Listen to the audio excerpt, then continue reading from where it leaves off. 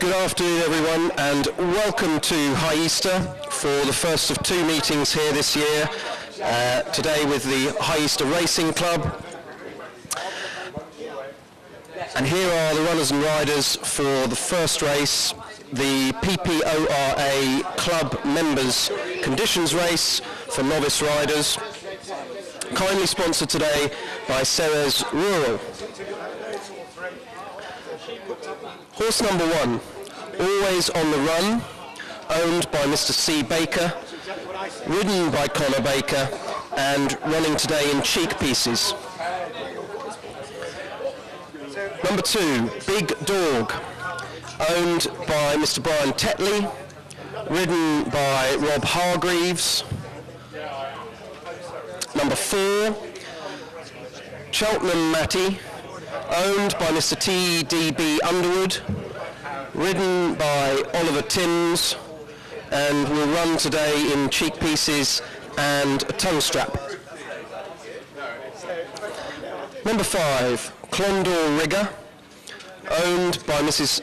Camilla Ewart and Mr. Jamie Warner, ridden by Toby McCain Mitchell.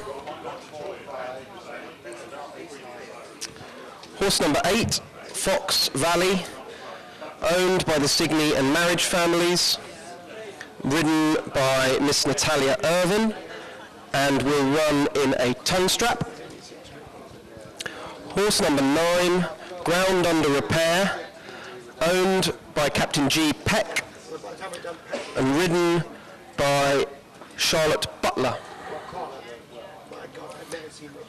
And finally, horse number 10, Highway 101, ridden by owned by Mr. Anthony Ward Thomas and ridden by Freddie Gordon. So those are your runners and riders for the first race. The numbers again, numbers 1, 2, 4, 5, 8, 9 and 10, due off at 1 o'clock.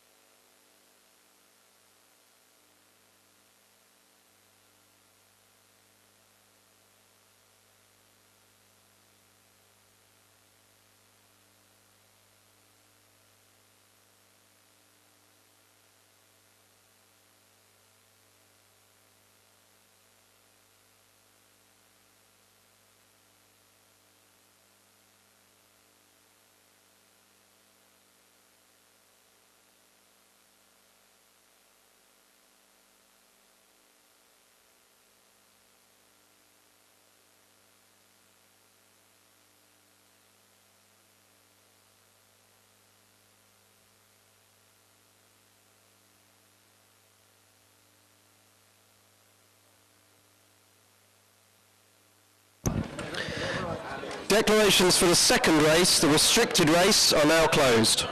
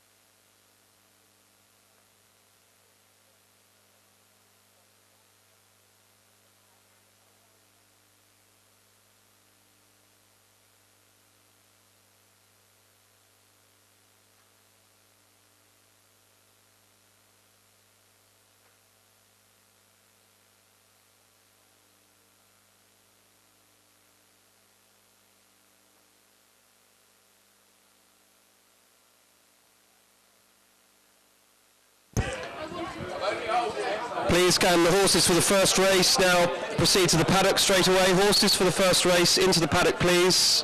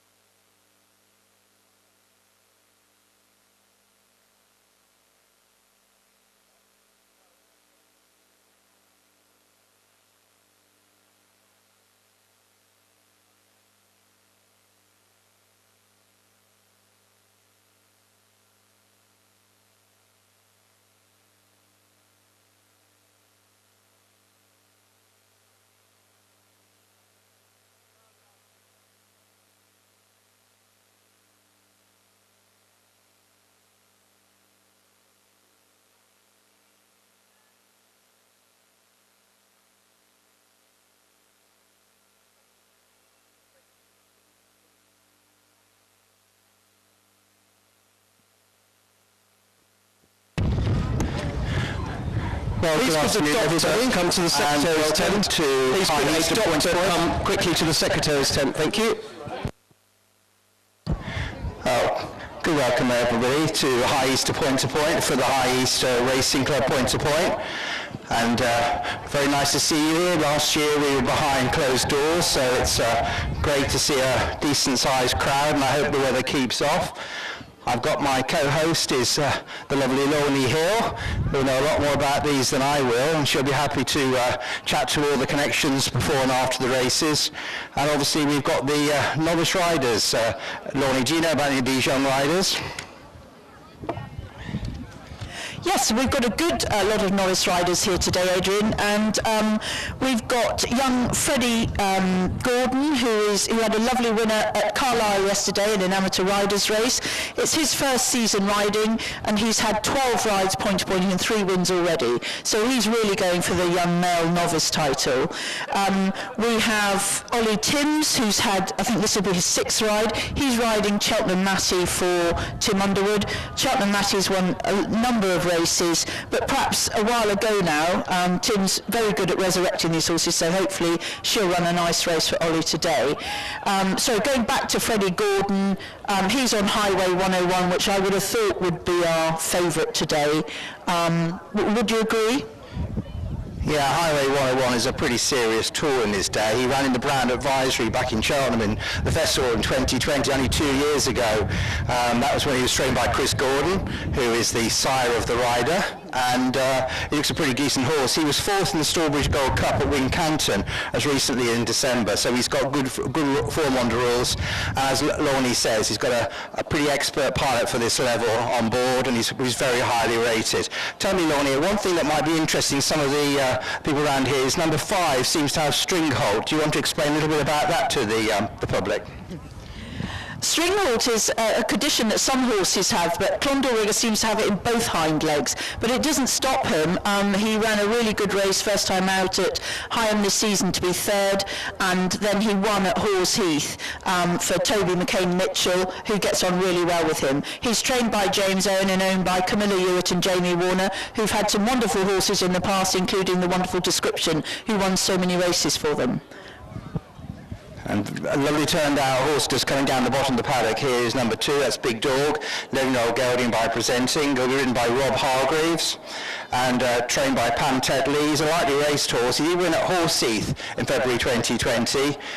He's ex-Gary Moore. He was a pretty average horse on the rules, but I think he's got a bit of an outside each way chance here. The next one to come by in the winner's enclosure, you might call it, is number 8. That's Fox Valley, the mare, and we're ridden by Natalia Irvine, who's actually had 4 winners under point-to-point rules so far, and she's the joint leading novice rider. So again, Natalia will be one of the more experienced riders in this race, and Fox Valley running for Adam Signey, who's a big player here, and obviously trained by the current leading trainer in the country, Tom Ellis. And owned by Simon Marriage. And of course it's owned by Simon Marriage, and of course we are extremely grateful to the Marriage family for putting on this point-to-point. No one puts more effort into ground preparation and fence preparation than Simon Marriage and his team, and you'll be hearing his son James making the announcement between the races, and so thank you to the Marriage family.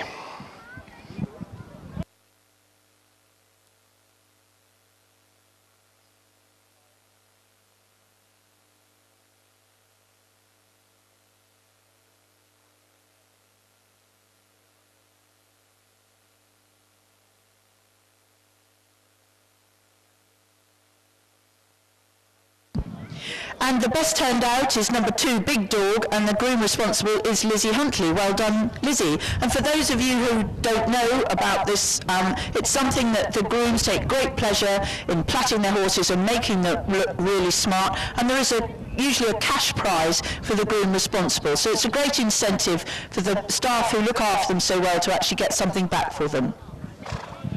Number 9's just gone past in the blue colours with the Cross of Lorraine. That's Ground Under Repair, ridden by Charlotte Butler, who's the daughter of the Newmarket trainer John Butler, and is ex-Warren Greatrix horse. Won at Hereford under rules back in 2018. There's been a decent point-to-pointer since, winning at Hawes Heath. Was 3rd to Mr Love at Hawes Heath on New Year's Eve, and I can see that running into a place. which ones haven't we talked about? We've talked about most of them. We haven't mentioned number 1, Always on the Run. That's Connor Baker, who trains and rides this horse. He's qualified with the Berkeley. Has come a very long way, and he was a Triple Chase winner, and so he was pretty decent in his youth. He used to be with Tom George, and you remember seeing him in those familiar Paul and Claire Rooney colours, and he was second to Dragon d'Estreville at Horseheath back in the 19th of February. Stays well, which is an important thing here, because when you watch the races here, when they come up from the water meadow, it's quite a drag up the hill, and they've got to be able to get home. This race course will be quite similar to Horseheath in the type of horses that need to run well here. They'll be going to post very shortly. I should say this race is the PPORA Club Members Conditions race, so this is for novice riders, but as I say, with the likes of Freddie Gordon and Natalia Irvine in the race, they're pretty experienced.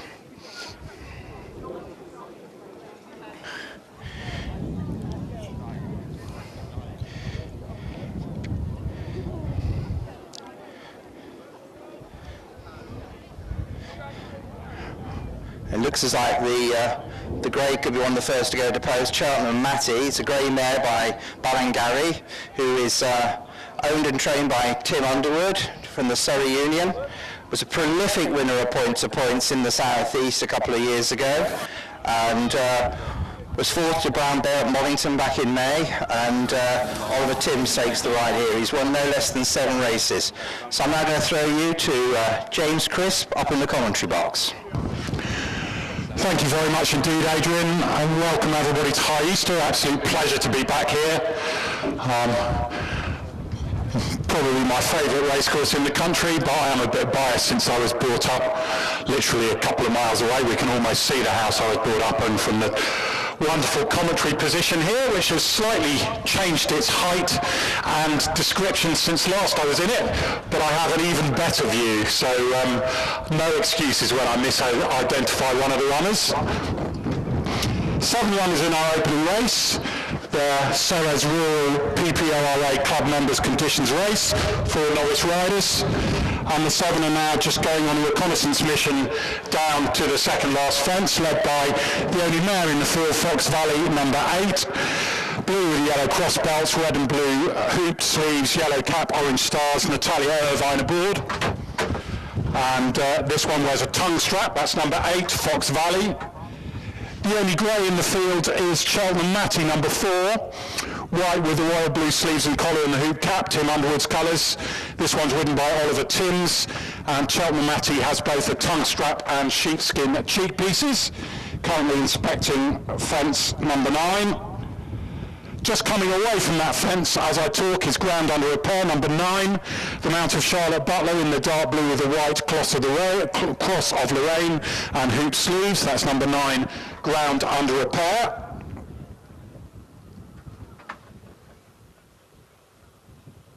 Another one just cantering back from the second last now is Clondor Rigger, number 5. Toby McCain-Mitchell rides in dark blue and pink stripes with dark blue sleeves and pink armlets. That's number 5, Clondor Rigger.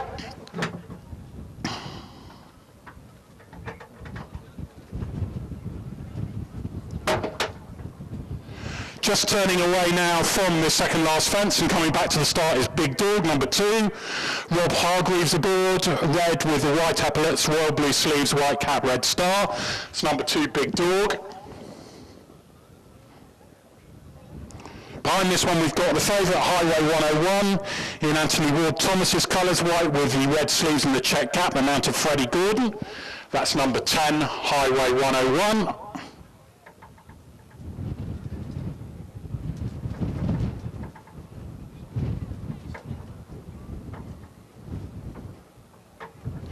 And the one I haven't given a name check to is number 1, Always on the Run, the mount of Connor Baker in the sheepskin cheek pieces, this one, and the colours are red with the yellow star, yellow sleeves, red stars, yellow cap. So 7 runners for our first race, the Novice Riders race, very generously sponsored by Ceres Rural.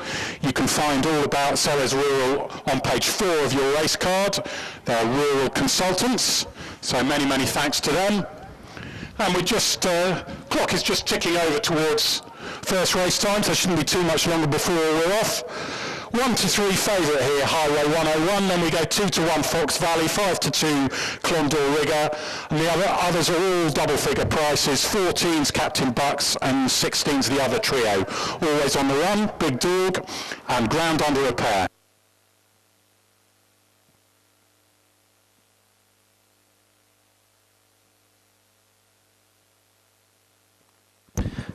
Declarations for the third race. The mixed open race will close in 5 minutes' time. Declarations for the third race. The mixed open race close in 5 minutes' time.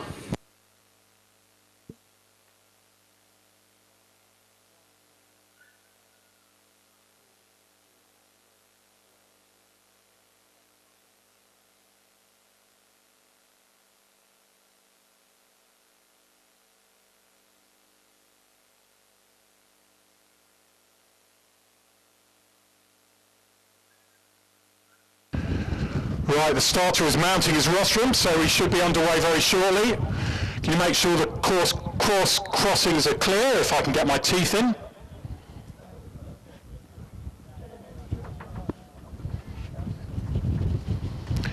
And they're away. For the Sellers Rural PPORA Novice Riders race, a nice even break as they head towards the first of their 19 fences.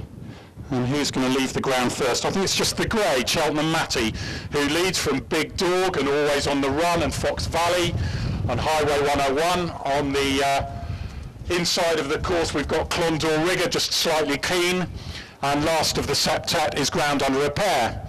If you haven't been to High Easter before, there's 9 fences, 8 of them are jumped twice. The fence they've already been over is jumped 3 times, and it makes 19 altogether. They've reached the second of those 19 and they're all over safely, and Big Dog is in front. Big Dog leads from Cheltenham Matty and Clondor Rigger, and then we have Highway 101 and Fox Valley, who's been slightly shuffled back from a prominent early position. The same could be said with Always on the Run, who's now back in 6th and last place throughout, but pretty much, well, very much in touch, only 3 or 4 lengths off the leaders is Ground Under Repair. They've gone over the ditch, which was fence number 4, and they've made the left-handed turn towards fence 5, which is the only fence on this particular part of the course. Big Dog leads by half a length from Cheltenham Matty, then there's a length back to Clondor Rigger, who is just edging, oh, and we've lost one now. Always on the Run has gone there, so Always on the Run has parted company with Connor Baker at the 5th, and we're down to just 6 of them. Just looking at Connor now, yeah, he's up on his feet, pleased to say. Doesn't seem to be any damage done to steed or pilot. And Big Dog leads from Cheltenham Matty. The advantage is unchanged at just a neck. And then Highway 101 and Clondor Rigger are sharing 3rd place, just tucked in behind the leaders. And then there's a 2.5 length break back to Fox Valley and Ground Under Repair as they come to the next. Now, fortunately, Loose Horse has bypassed that. It was a slight mistake there by Clondor Rigger. So Big Dog leads from a trio of pursuers. Clondor Rigger on the near side. On the far side is Cheltenham Matty. Sandwiched in between the two is Highway 101. Coming to fence number 8. And Big Dog leads. Good jump by Highway 101, takes him up past Clondor Rigger into 2nd place. Then Cheltenham Matty's back in 4th. And the 5th and 6th are Fox Valley and finally Ground Under Repair. They're probably hitting the softest section of the course now, between here and the winning post, or certainly between here and the last fence.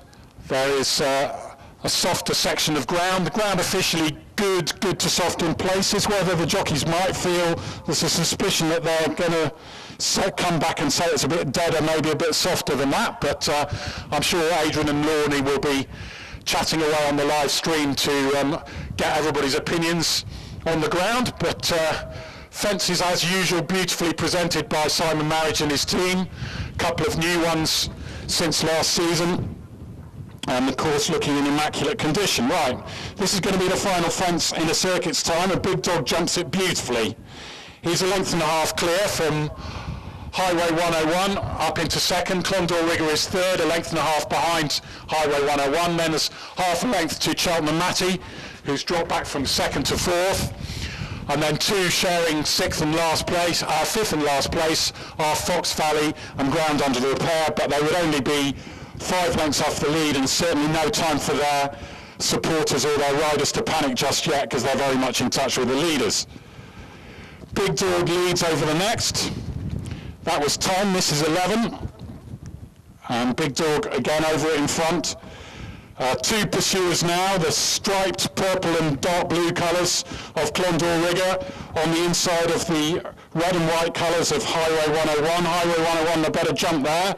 Front three have drawn a couple of lengths clear of the grey Cheltenham Matty, who's still very much in touch.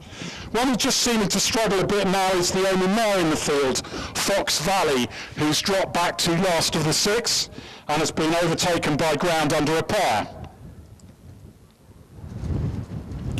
6 from home is the fence they're coming to now, and there's not much to choose between the leaders there. Big Dog has been joined by Highway 101 and Clondor Rigger as a line of 3 as they landed over it. They're a couple of lengths clear of Cheltenham Matty, and then 2.5 lengths back to Ground Under Repair, and Fox Valley now really beginning to toil last of the 6. Up front as they turn into the meadow, which I'm told is walking very well down here. It's often a bit softer down here, but I don't think so this year, those that have been round. On Highway 101 and Clondor Rigger, they're getting involved in a proper set 2. They've still got over half a mile to race, so it's a long way out for the accelerator to be poorly pressed, but that's what's happened. And it's Clondor Rigger and Highway 101, not much to choose between the two. They're 4 lengths clear of Cheltenham Matty. Clondor Rigger, better jump there. That was 4th in the finish. Clondor Rigger has gone on by a neck from Highway 101. Cheltenham Matty still in attendance. One who's creeping closer is Ground Under Repair. Close, patiently ridden now up into 4th. 5 lengths off the leader. Highway 101 just about noses his bayhead into the lead as they hit the rising ground and they head up the uphill section of the course towards the penultimate fence. It's Highway 101 who leads. The lead is 2 lengths from Clondor Rigger, who's now coming under quite strong pressure. Cheltenham Matty is rallying and Ground Under Repair is creeping closer, closer, closer. This isn't a done deal yet. The favourite's in front, but he's being chased. He's being harried by Cheltenham Matty. So it's Highway 101 from Cheltenham Matty. There's a length between the two.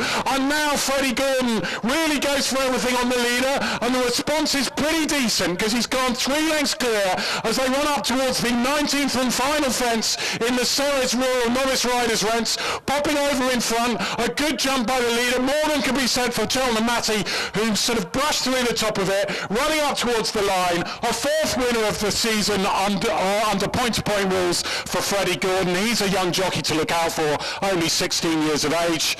In second place, Cheltenham Matty, then Ground Under Repair, who ran well. One who just got tired towards the end was Clondor Rigger, and one who has jumped the last and is going to just complete for 5th place is Big Dog, but Fox Valley has been pulled up. And the winning time, not particularly quick one, 7 minutes and 1 second, so 50 seconds outside the course record, 7 minutes and 0.1 second.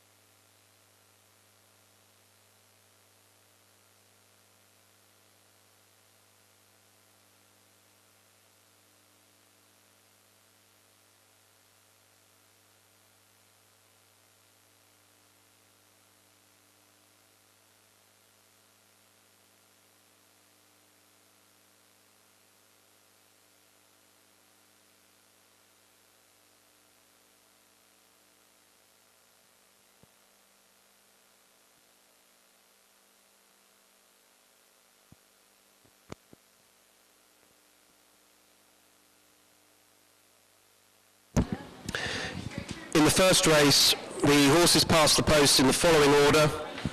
First, number 10, second, number 4, and third, number 9. First, number 10, Highway 101, second, number 4, Cheltenham Matty, and third, number 9, Ground Under Repair. The distances were 4 lengths and 2.5 lengths.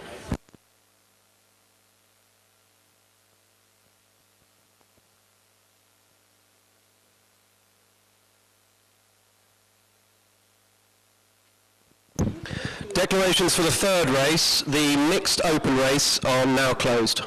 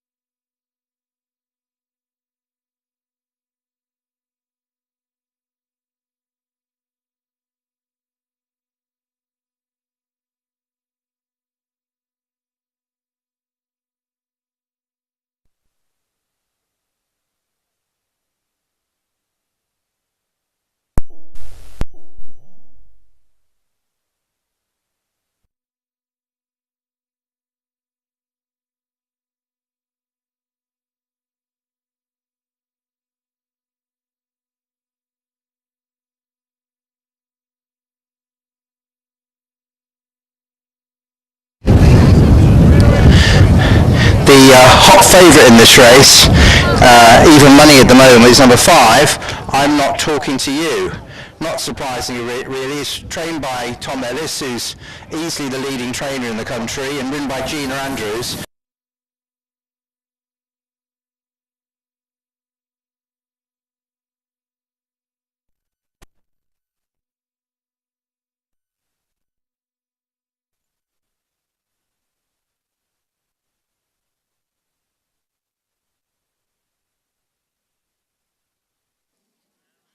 It's getting a £4 allowance for it's what we call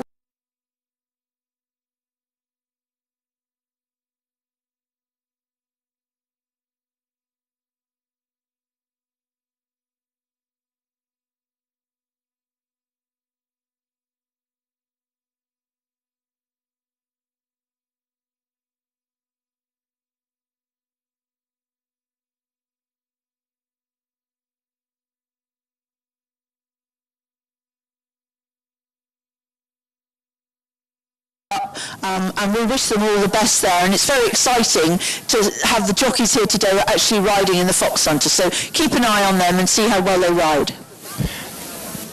Lonnie, I'm intrigued to hear your thoughts on Buccaneros, who I believe is Alan Hill's only runner of the day, ridden by Izzy Marshall, who's obviously one of the top ladies in East Anglia.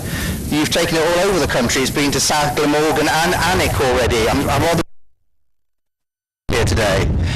Murphy, and then he had a bit of a leg problem, so we roughed him off, and then because of COVID we didn't get him in last year, and then we got him in early. He was for our Novice Riders, Sean O'Connor to ride. Sean had a couple of rides on him. He won on him first time out, Sean's first ever winner, and he ran again. Then we took him up to Alnwick, and I think Joe felt the course was a bit strong for him there. That's why we're looking for a 2.5 mile race today, and Izzy's riding him, and it'll be her first ride on him. She's very much looking forward to it. And why have you got the cheap pieces on, Lonnie?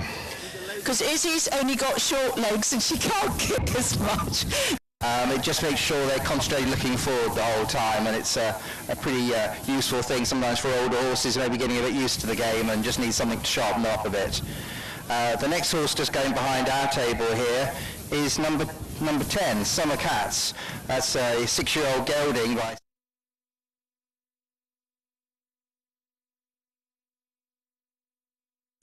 and has now ended up point to pointing. It was amazingly a dual sub.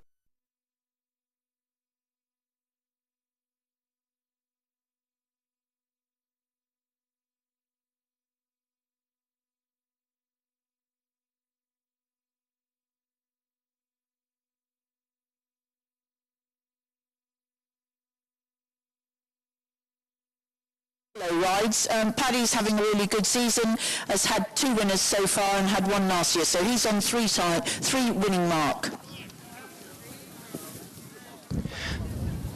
The horse here, the rather smart green paddock rug with a pink trim, is number 6. That's I've Been Told. The mount of a young jockey I'm not familiar with called Seb Mead, trained by David Phelan, who's a very established jockey in the Kent area. Been running well for quite a few years now, multiple winner, and actually won at Mollington in May, so has a pretty good chance. My only concern about him would be he's not run since May last year, so I just wonder if he may just need the run. But don't let Mr. Phelan hear you say that. But David Phelan is a top trainer. He's been an absolute stalwart of South East England for a long time. I totally respect him, so I'm sure he's got him right. But you just always wonder first time out. David also is a great part of the Ellis camp, helping source a lot of their horses, and they've been so hugely successful. David's obviously a good member to have in the team.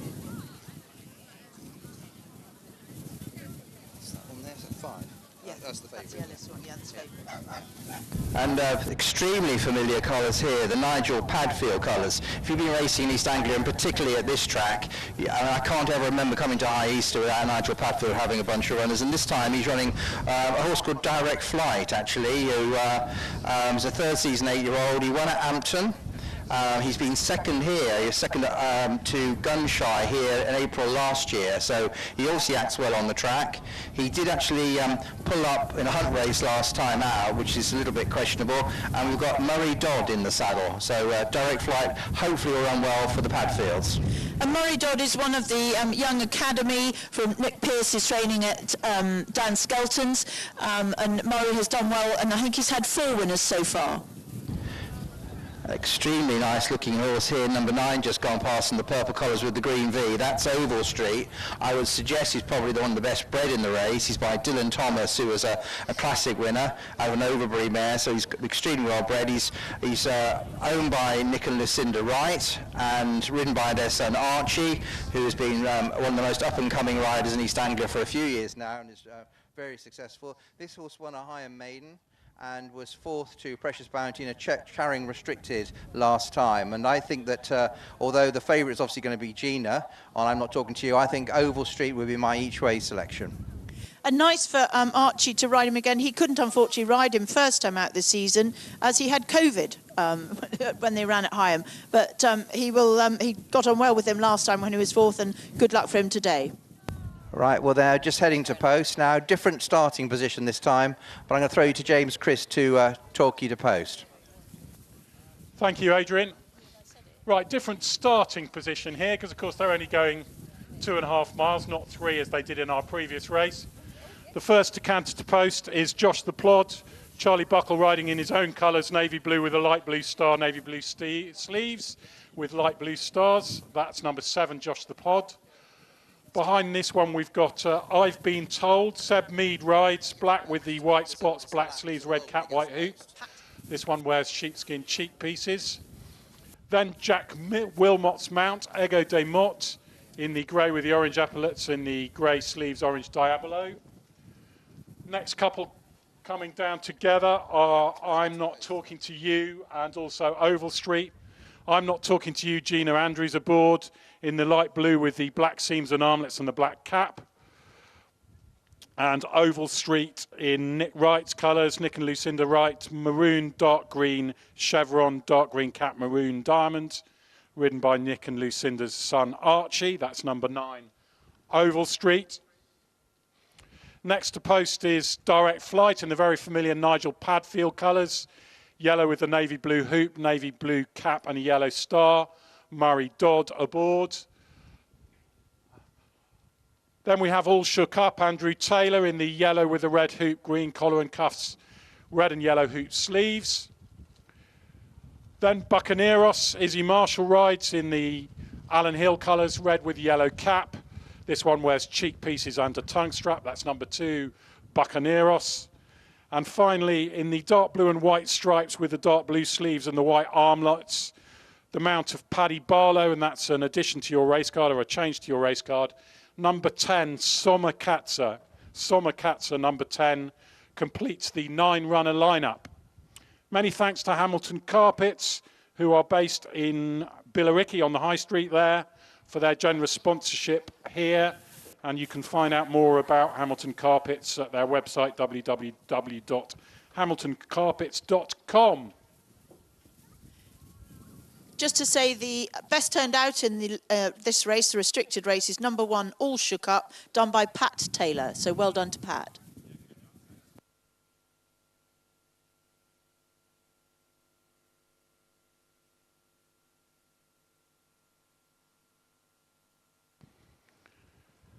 We've already had one winning favourite this afternoon. We've got odds-on favourite here, but only a shade of odds-on. I'm Not Talking to You is the 5-4 on favourite. It's very tight for second favouritism. Buccaneros just shades it at 7-2. We've then got a trio of 4-1 shots, Direct Flight, Josh the Plod and Oval Street. And also a 9-2 chance, I've Been Told. So they're the fancied ones. And then the outsiders are 12-1 All Shock Up and 20-1 Zomakatsa.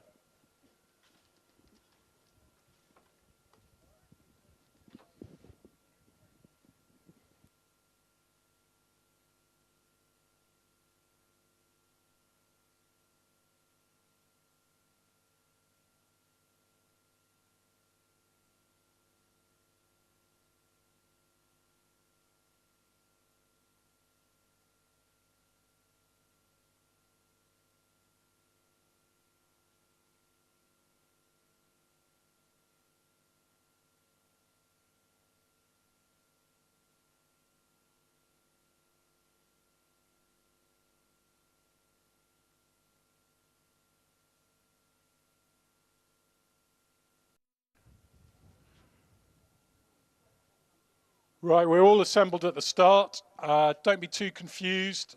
This is the only race doesn't begin at the usual starting position. This time it's at the far end of the home straight, and they jump 15 fences instead of the regulation 19. So just 15 fences to jump here, 2.5 miles to travel instead of the regulation 3. And everything seems calm, and all 9 are behaving themselves well down at the start. Won't be too much longer before we're underway, and it's a fairly quick run to the first of their 15 too.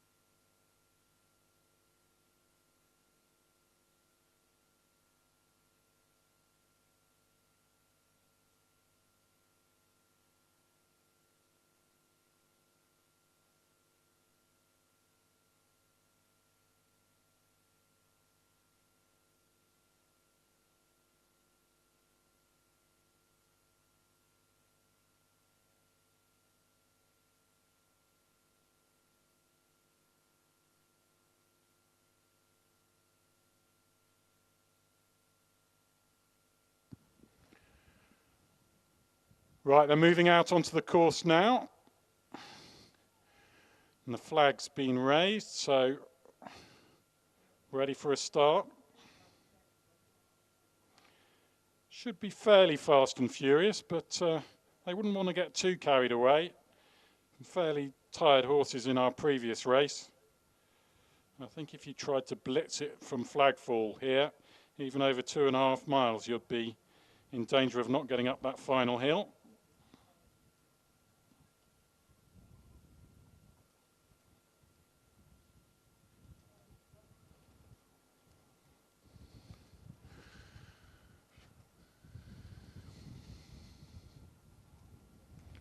I think they're being asked to make a line now.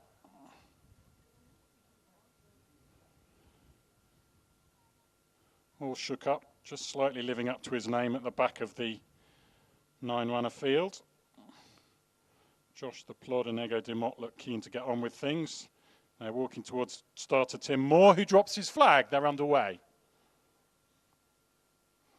Buccaneros is in front rank.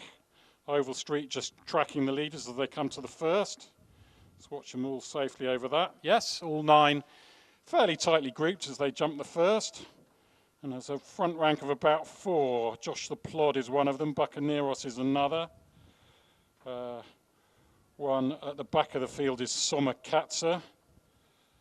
And also Ego de Mott is among the leaders. Just tracking them, we've got Buccaneros. They round the left turn into the meadow. They've got 3 fences to jump in this section of the course down at the bottom. And All Shook Up has come from out the back to take the lead. So All Shook Up leads from Josh the Plod and Ego de Mott and Buccaneros. Slight mistake there by Buccaneros. And then Oval Street behind Buccaneros. I'm Not Talking to You, the favourite, has about, well, 1 alongside him, and that's Direct Flight, and 2 behind, who are, I've been told, and Soma Katza. Lead All Shook Up's gone about 5 lengths clear without being shaken up. And now make that 6 or 7 as they meet the rising ground and they head on towards their next.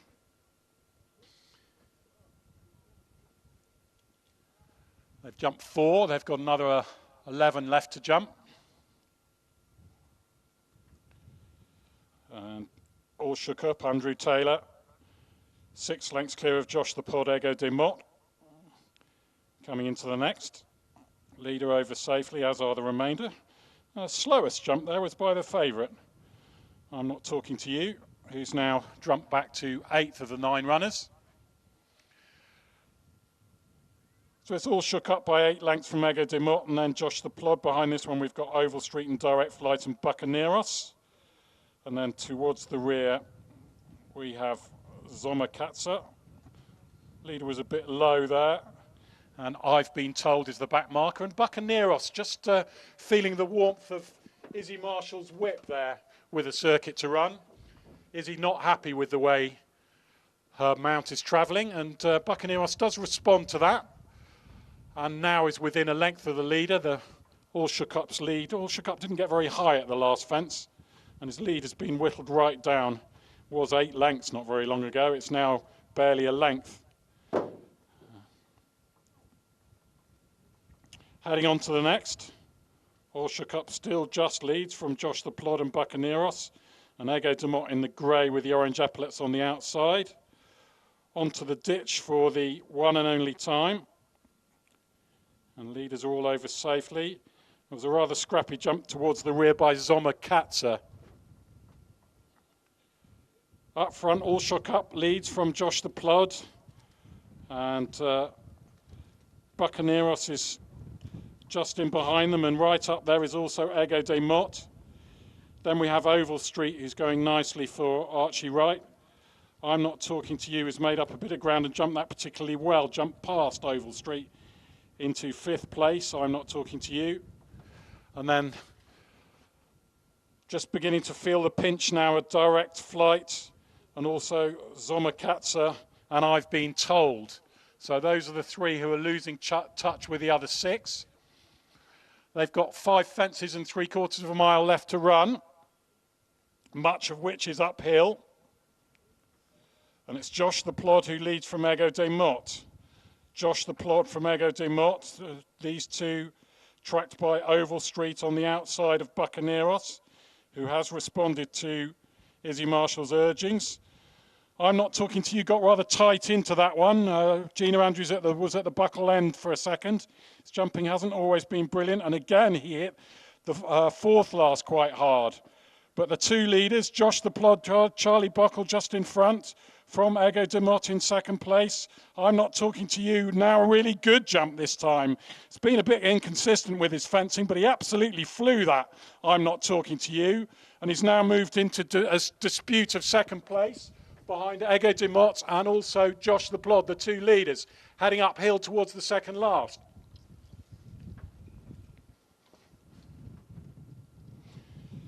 I'm Not Talking to You is now swept through to take it up under Gina Andrews.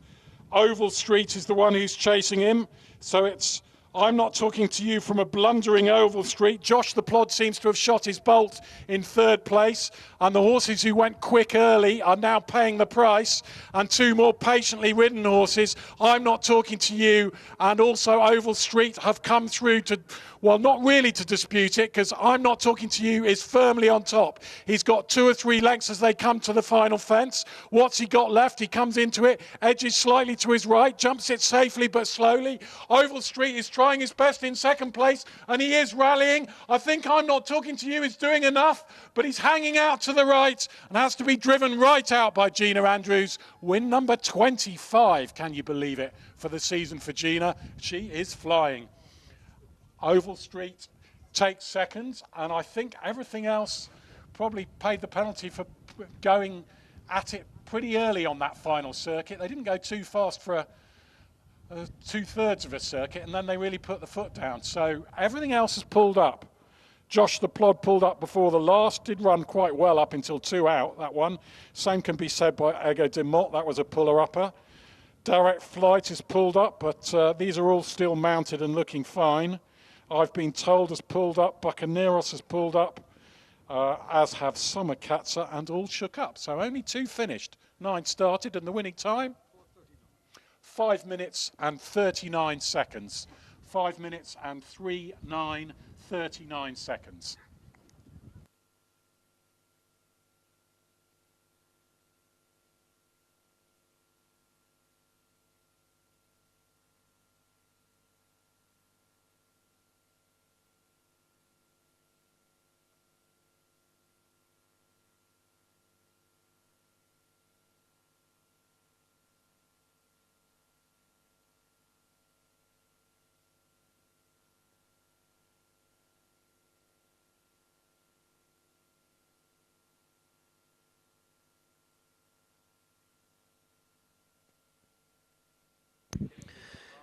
In the second race, the restricted race, the horses passed the post in the following order. First, number 5, second, number 9, and there were no other finishers. First, number 5, I'm Not Talking to You.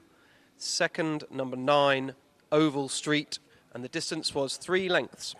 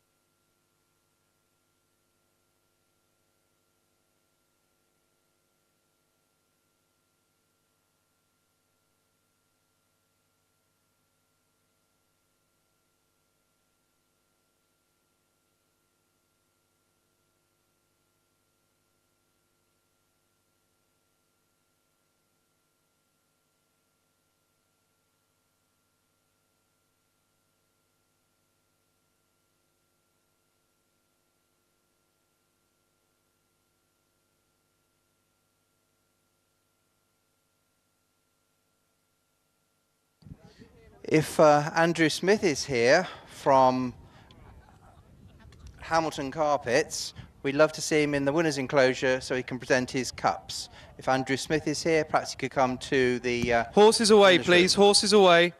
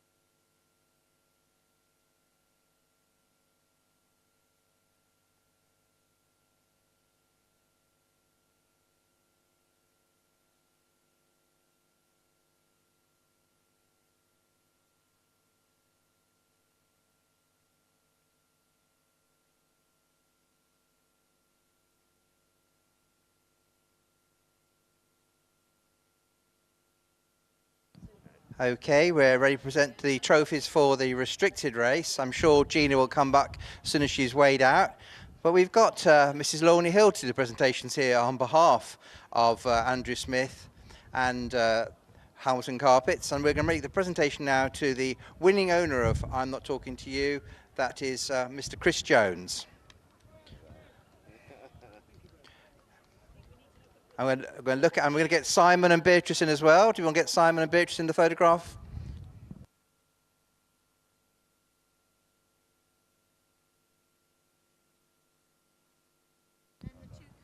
And if Tom Ellis is not walking away, just wants to come and get his prize.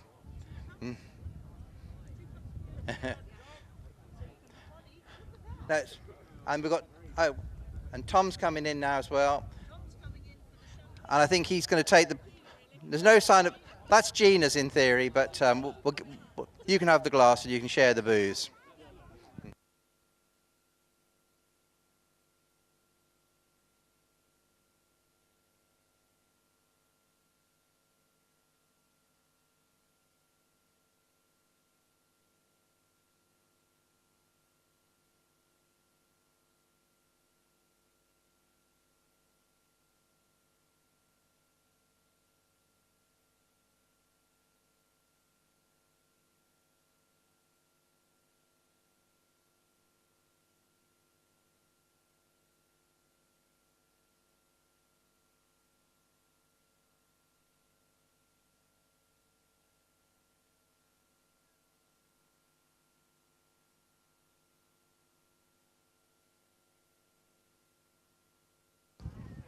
So Chris, well done, congratulations on that winner. How long have you been involved in horses?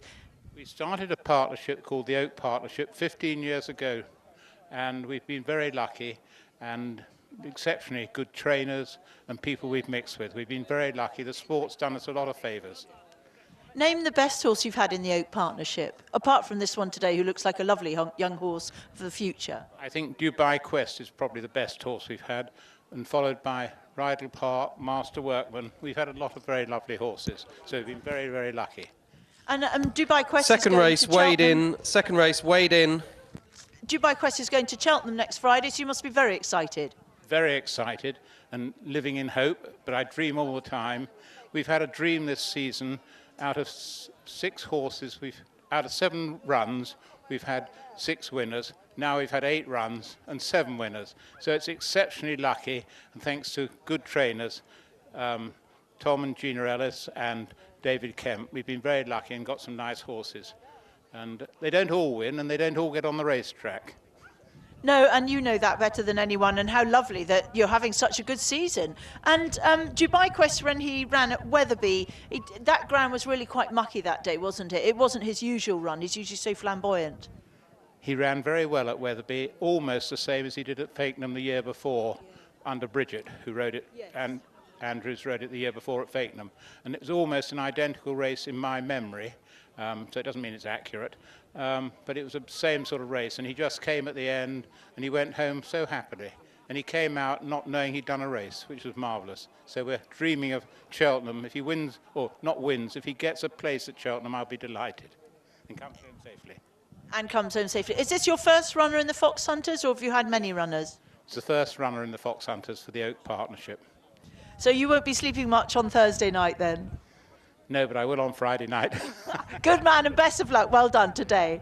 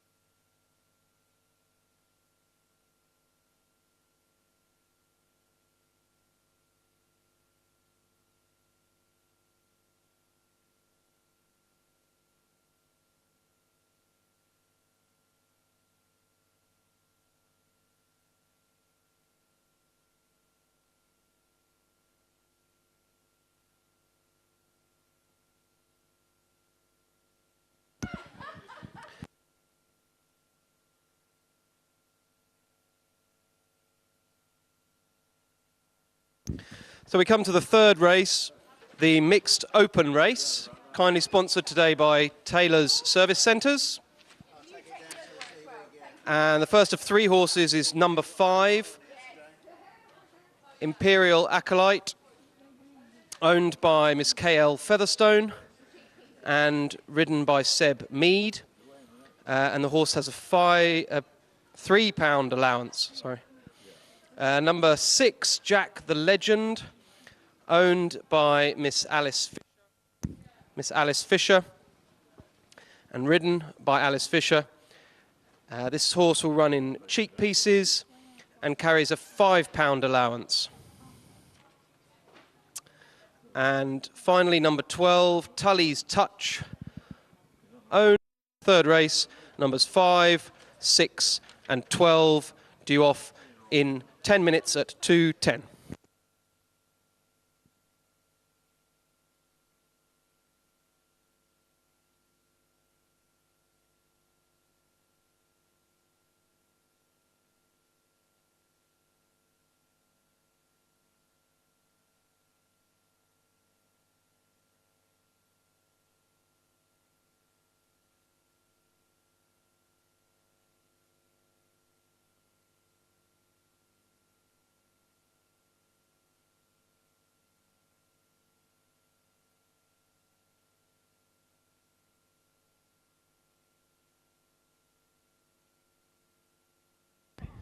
Right, we're coming on to the third race now. We've got the mixed open race, kindly sponsored by Taylor's Service Gardens, and Service Centres rather. And it's a small field, but a select field. It's hardly surprising that we have only got a small field when we've got one of the superstars of East Anglian racing, Tully's Touch, in the race. But it's really, really nice to see that we have got 2 other horses to take him on, including number 5, who's just walked in the paddock now in a very smart navy blue and yellow paddock sheet, and he's called Imperial Acolyte. He's owned and traded. So Seb Mead has taken the ride, and you know a bit about Seb Mead. I do, yes. I just literally had a chat with Seb. He's 20 years old. This, I think, is to be his 9th ride. He works for David Phelan, so he knows how to work. He's a very tall jockey, as you can see, but obviously doesn't have a problem with his weight at this stage. And he's hoping that he can ride his first winner today. Well, Imperial Acolyte, although it has it all to do against Tully's Touch, is a pretty decent animal in his own right. He's a dual hurdle winner. He used to be trained by Nigel Twiston Davis back in the day. And he's only 8 now, so he could still have a bit of improvement in him. He was second to Blazing Tom at Charing back in February. He's got form at 2.5 miles, and he acts on soft ground, which will be a benefit because I do think this ground is actually sort of beginning to ride quite soft. Number 6 is Jack the Legend. Jack the Legend's one of the old boys of the race. You might call him a schoolmaster. He's 13, and he's going to be ridden by Alice Fisher. Alice said that she first rode here 16 years ago. She says she's the other side of 40, but I wouldn't ask a lady her age anyway, and she's the original owner rider. She's had many rides, and she's still searching for her first winner. So this is what's so good about a race like this today, is we have people of all ages and all capabilities, and people of all different experiences. And that's what Point of Pointing is so good, that you can ride if you're Gina Andrews, 400 winners, or if you're Alice Fisher or Seb Mead, who haven't yet, but they're still trying and still mad keen to try. Yeah, and he's a super horse to have as a schoolmaster. He used to be trained by Brian Ellison up the north of England. Actually, he's actually won some handicap chases at the likes of Sedgefield. So he's got some form in the book, and he might be one of the more senior members of this race, but hopefully he's going to give Alice a good spin. And of course, last but not least, very much not least, is one of the East Anglian stars of the season, Tully's Touch. He's owned by Christina Blockley and trained by John Ibbott.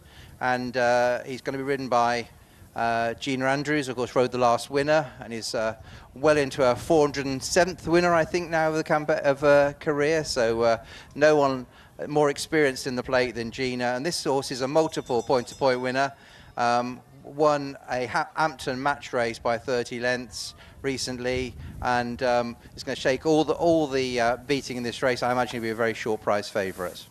even though he's got a £7, it's going to stop him today. Yeah, the £7 penalty, obviously, in the race conditions. You'll see the race conditions at the back of your race card. Obviously, he's extremely good horse and he's carrying a penalty. And wouldn't be surprised if he wins today if we don't see him going hunter chasing. I think that's probably the job for this fella later on in the season.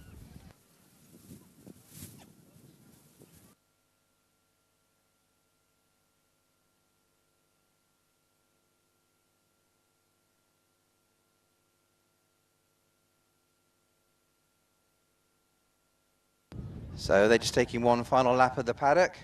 Number 6, Jack the Legend in the royal blue with the pink cap. That's Alice Fisher on board.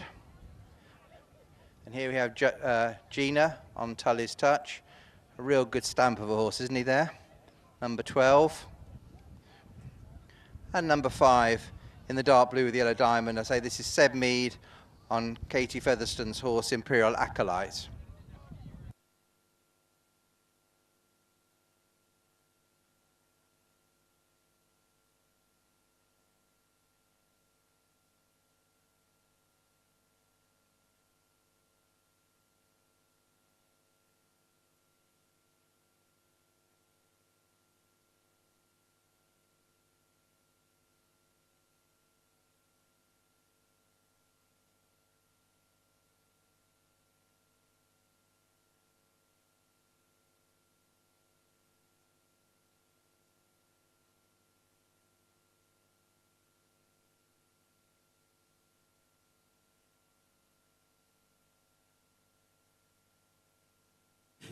And congratulations to Alex Young, who does 5 Acolyte and has won the best turned out.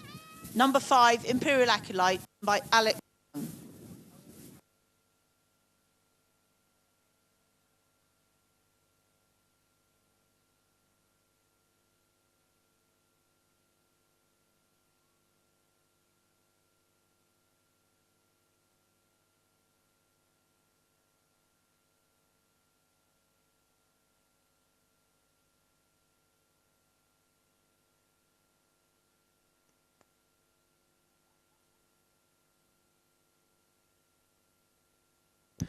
Declarations for the 5th race, the Countryside Alliance Club Members Conditions Race, close in 15 minutes' time. Declarations for the 5th race close in 15 minutes' time.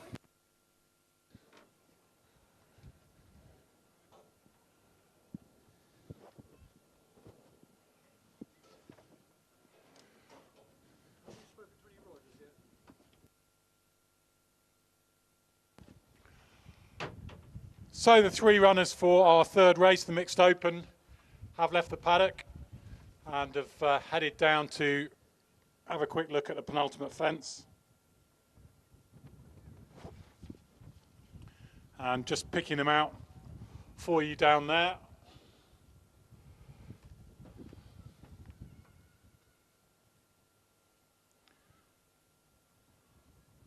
The one in the royal blue with the pink cap is Jack the Legend, also got royal blue stars on that cap. Number 6, ridden by Alice Fisher.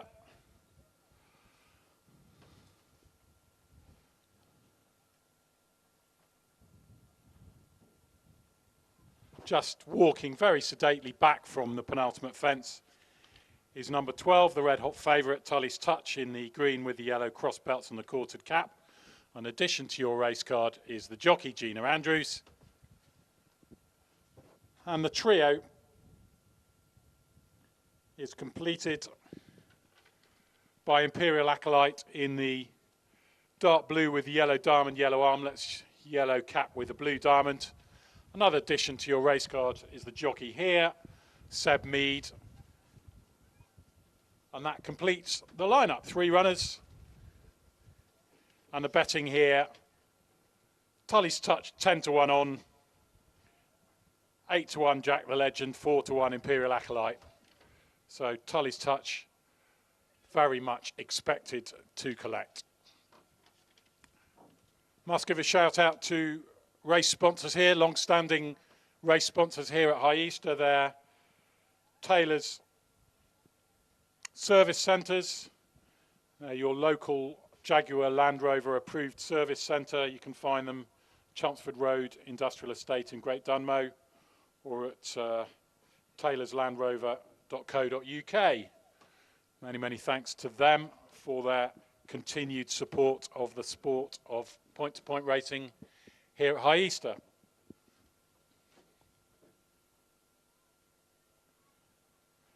So we're back to the regulation trip here of 3 miles, 19 fences.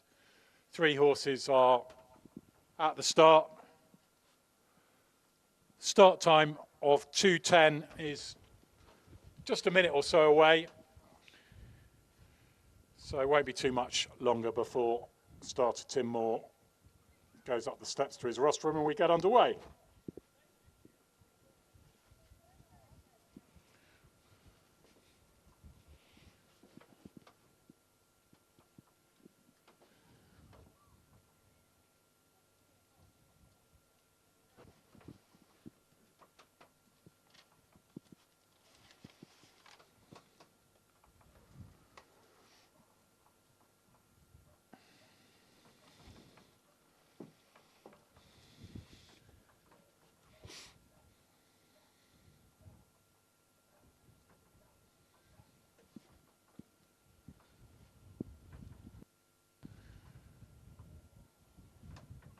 Right, flag's been raised. If you're going to cross the course, please do so. I think the gates are just being closed and they are now under starters' orders. Doesn't look like any of these 3 jockeys is particularly keen to get on with it, which is no great surprise, but they're being called in now by starter Tim Moore.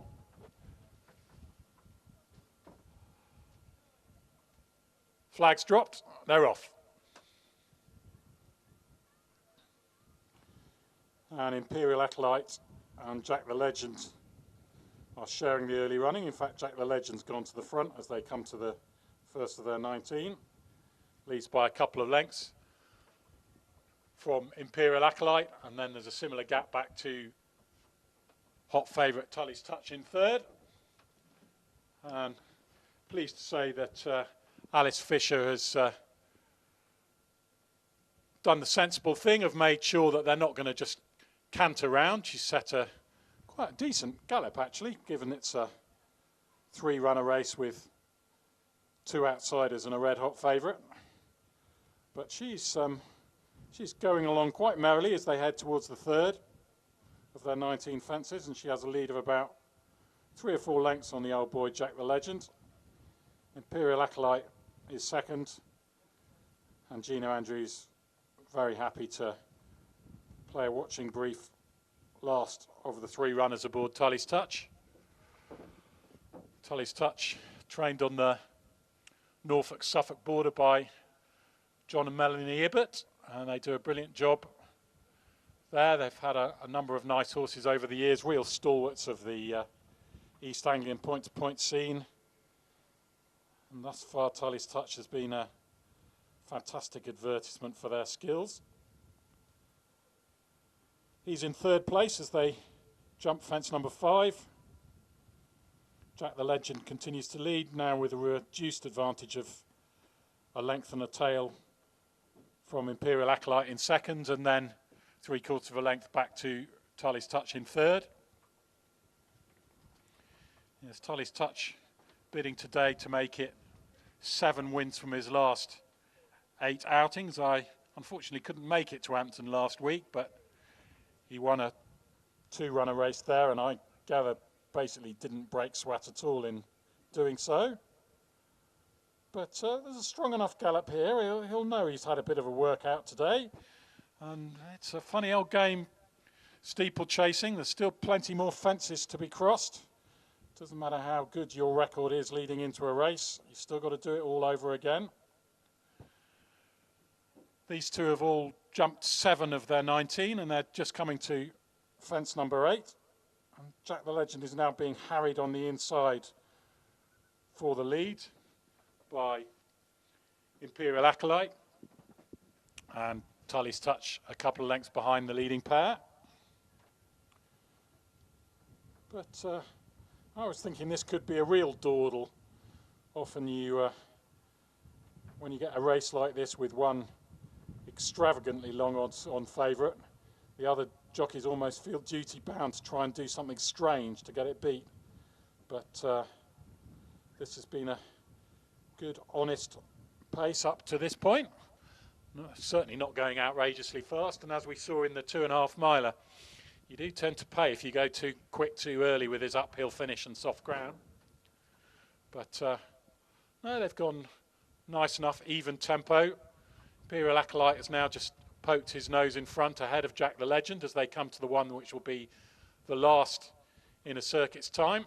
The two leaders come to it. No, Jack the Legend still has the advantage, not by much. But Seb Mead now looks around over his right shoulder, sees the looming presence of Gina Andrews, which over the years, not just here at High Easter, but many point-to-point courses all the way across Britain. I mean, almost Gina's a bit of a course specialist up at Alnwick these days, and that's not too far away from Scotland. So her and husband Tom will take their horses wherever they feel they have the best chances of success, and she's now clocked up over 400 wins, which is really quite astonishing. That's not all in point-to-points, I might add, but it is all over fences. So it's quite a stupendous achievement, and there's plenty more to come. She only celebrated her birthday the other day, and she's still young, but as Lorne said earlier, one doesn't let on about a lady's age. But yeah, Gina's got many more years left in front of her, and will no doubt continue to smash records regardless of what happens in the next couple of minutes here aboard Tully's Touch, who is still last of the three, but now it's definitely Imperial Acolyte. And then Tully's Touch did seem to jump into the back of Jack the Legend there, just slightly scary moment. No great harm done, but I'm sure Gina will be wary to avoid any more contact than is absolutely necessary. So Jack the Legend, good old boy, giving Alice Fisher a really good time out in front, and has been headed and is fighting back now to share the lead with Seb Mead's mount, Imperial Acolyte. The front two pretty much stride for stride. Jack the Legend on the outside, Imperial Acolyte the inside. Imperial Acolyte just goes on as they go to the next. Fast jump there by Tully's Touch, draws him alongside Jack the Legend in second place. Second of these three fences that come up quite quick down in the meadow. It's Imperial Acolyte from Tully's Touch and Jack the Legend. There's half a length from 1 to 2 and 3/4 of a length from 2 to 3. Imperial Acolyte, former Nigel Twiston Davies runner. Got half a length to spare over Tully's Touch as they turn uphill for the final half mile. Two more fences in the Taylor's Service Centre's mixed open race. And this is the point that Tully's Touch, he's been third of the three for so long, is now just eased alongside the leader for the first time.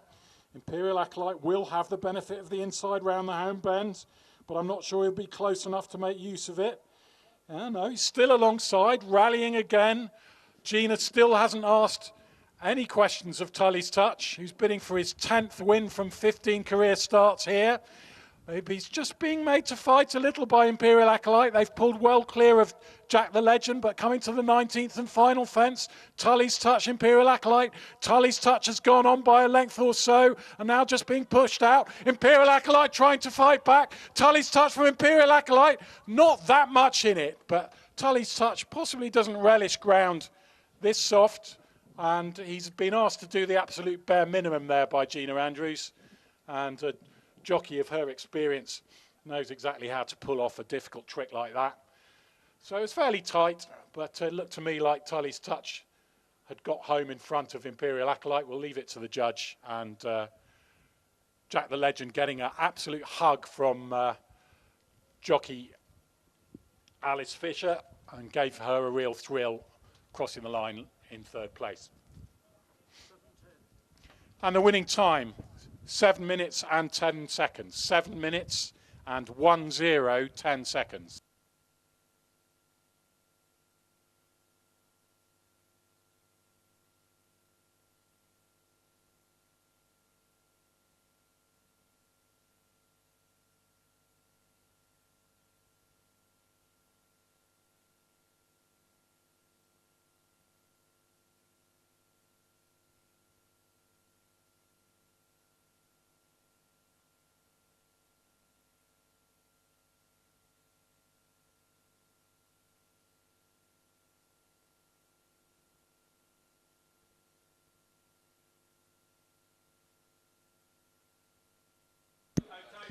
In the third race, the mixed open race, the horses passed the post in the following order.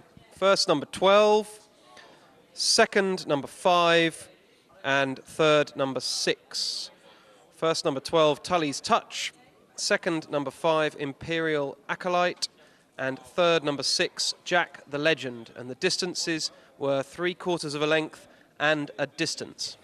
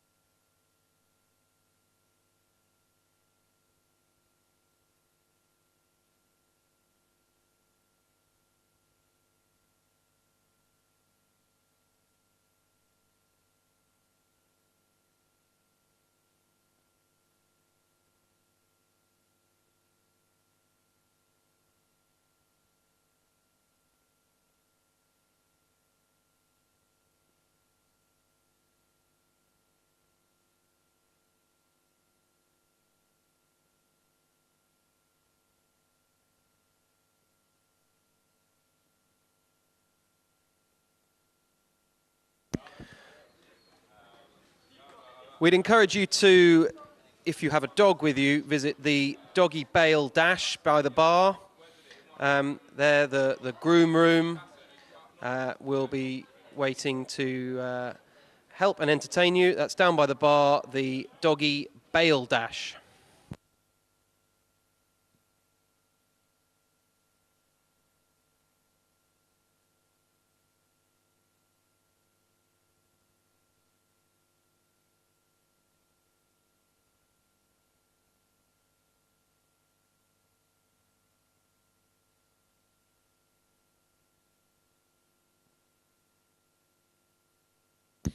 Declarations for the fifth race, the Countryside Alliance Club members race, are now closed.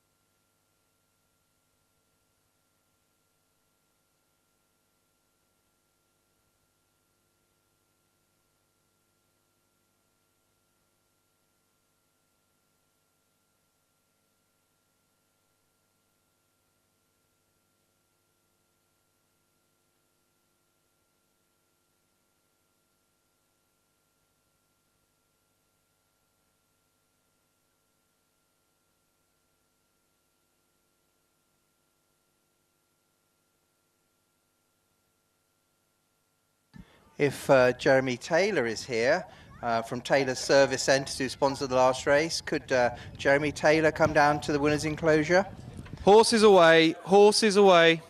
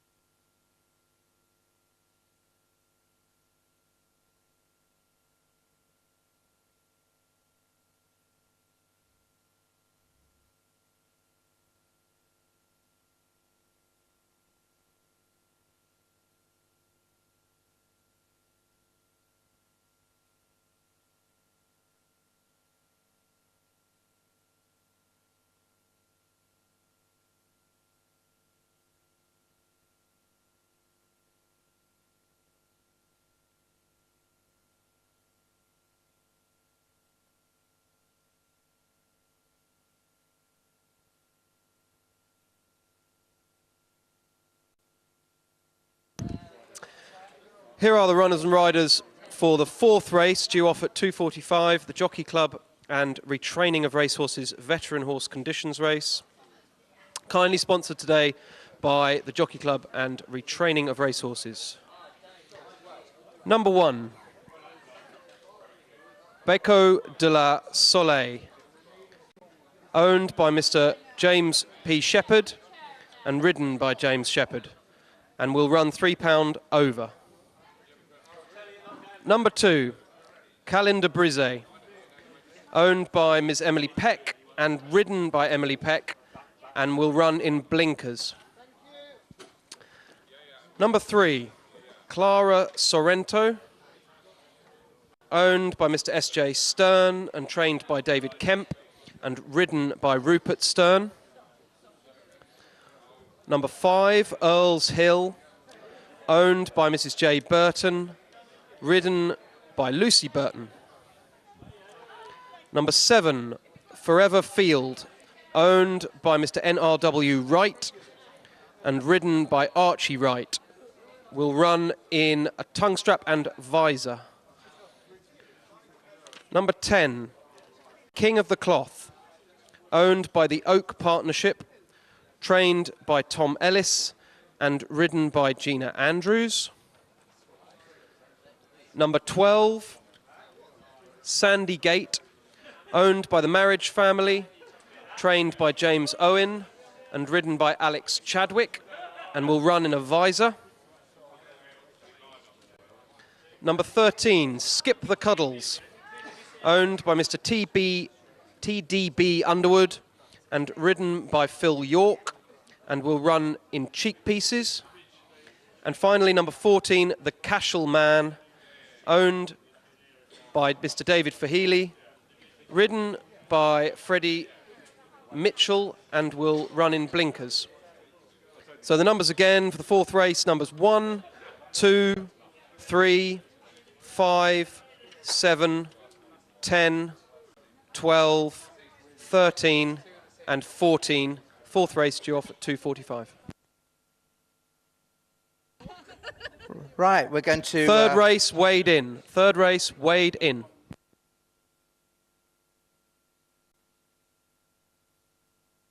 Right, if we hadn't have the photographer wants to make his way back, we're going to make presentations for the mixed open race.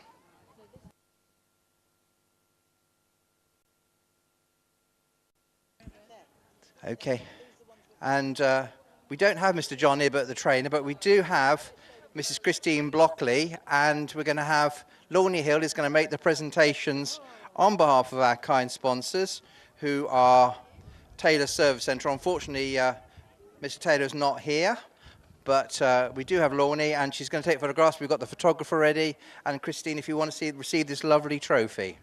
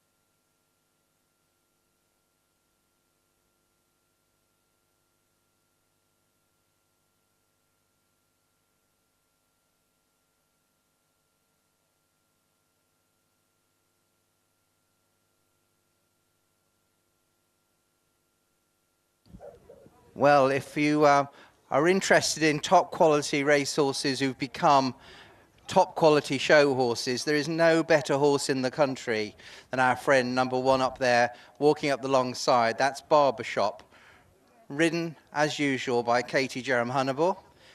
Barbershop, you remember him well. He's a 20-year-old now. He was formerly trained by Nicky Henderson, and of course he ran in the colours of first the Queen Mother and then the Queen. He was a superstar of a chaser. He was an 8-time winner and was placed in the King George. You'll probably remember him chasing home Colto's Star in the King George at Kempton. He's won no less than £143,000 under rules, which is quite remarkable, really. We've got the Cheltenham Festival coming up. Well, this is a horse that was beaten only a neck in the Jewson at the 2008 festival. And Katie's done a remarkable job with him to keep him looking in such good condition. He hasn't won as much money in showing, but he's won more rosettes and cups than you could throw a stick at, because he's been an absolute top show horse in the right racehorse to riding horse classes. I'm sure you want to take lots of photographs of Barbershop. Number 5 in the red coat, that's an absolute top-class pointer. Where's My Baby? It's been ridden by Paul Davies today. You probably remember him when he was owned by the Ridges, and he was trained by David Kemp on pointer points. He was a 6-time winner between the flags, and he only retired in 2013. And if you're fans of coming racing here at High Easter, you remember he beat Forget the Ref in a memorable Open here in 2010. And he also won the Intermediate as well in 2009. He used to be ridden by David Kemp himself when he was still riding, and also Andrew Braithwaite had winners on him. So a very special show horse now. He's been purchased by Alice Quinlan. He's got a new career in the show ring. He's won several classes, been placed at county level. At the grand age of 20, he can still be seen out hunting with the Essex Farmers in Union. What a lovely horse he must be to ride across country. That's number 5, Where's My Baby?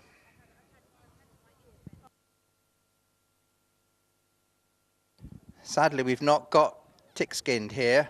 Would have been ridden by Will Morton, owned by the marriage family. He's not pulled out of his box quite sound this morning, so he's been scratched this morning. But we do have number 2, El Namoose. And El Namoose is ridden today by Ali Aston. He's a 13-year-old by Authorised. You might remember him being trained by John Ferguson when John was training jumpers in Newmarket. He was bred by Darley. He was on race on the flat, but he was a good jumper. He won 4 of his 8 national hunt starts, bumpers and a novice hurdle. And he went to the Godolphin retraining of horses. And if you're interested in acquiring a top quality, well-bred thoroughbred, there's a good place to start would be Darley Rehoming, because Sheikh Mohammed's horses there, when they finish their careers, go and are turned into pleasure horses, show horses, hunt horses. So you can always get in touch with the people at the Godolphin Rehoming. And El Namoose has been competing in dressage up to elementary level, and in unaffiliated show jumping at 80 and 90. So that's El Namoose here, number 2, ridden by Ali Aston.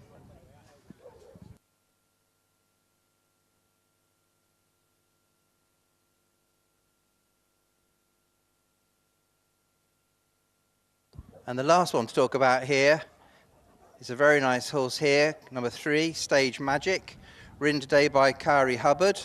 And Kari is riding this 7-year-old who's by Dark Angel, a very, very successful sire of flat horses. He used to be trained by Charlie Appleby and owned by Godolphin. And he's been an international campaigner. He won the 2017 Prix des Chênes, which is a Group 3 race in France. And he actually ran at Meydan, the superb race course in Dubai, back in 2019. So he's a horse that's travelled the world, raced in France and Dubai, Stage Magic. And Carey got Stage Magic from the Godolphin Rehoming as well, so the 2 horses coming down alongside, both ex-Godolphin. They've been enjoying plenty of lessons on flat work and jumping, and they love to hack around. They're going to do dressage and show jumping this year, and I think the aim is for Carey to do a one-day event on him. So we're delighted with the racehorse for riding horses. It's been a very successful charity. It's the British Horse Racing's official charity for this year, and it's for the welfare of horses that are retired from racing. And you can read all about them in your race card.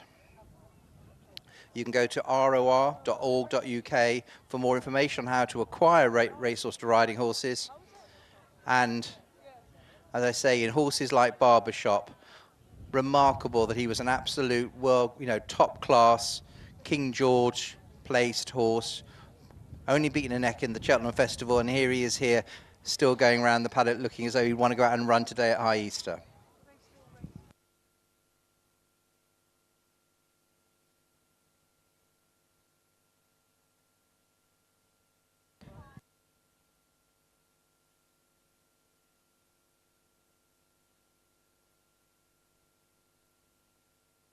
I think they're going to leave now, so big round of applause for these wonderful retrainer racehorses Round of applause for everybody here today, and thank you for their owners for bringing them and their riders for doing such a good job.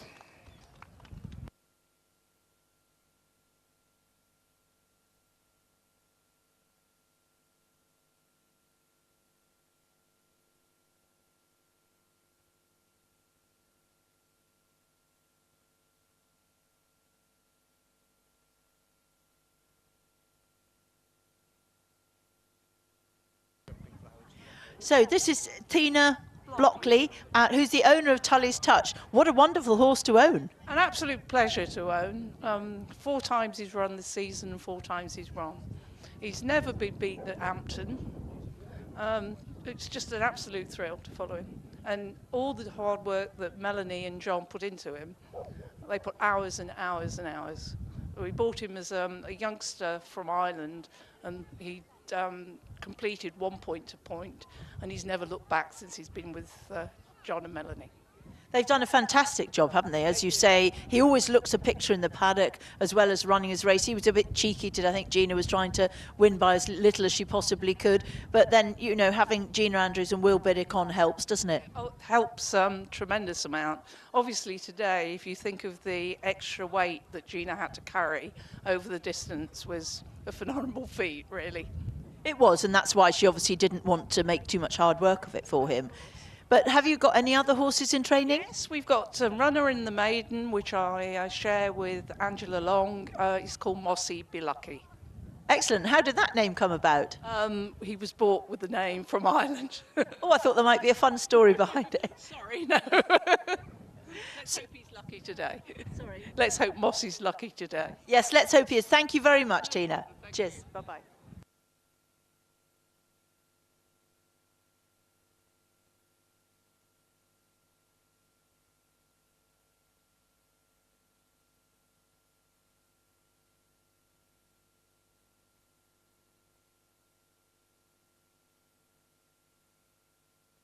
So we're going to move on now to have a chat about the runners in the 4th race, which is the Jockey Club and Retraining of Racehorses Veteran Horses Conditions Race.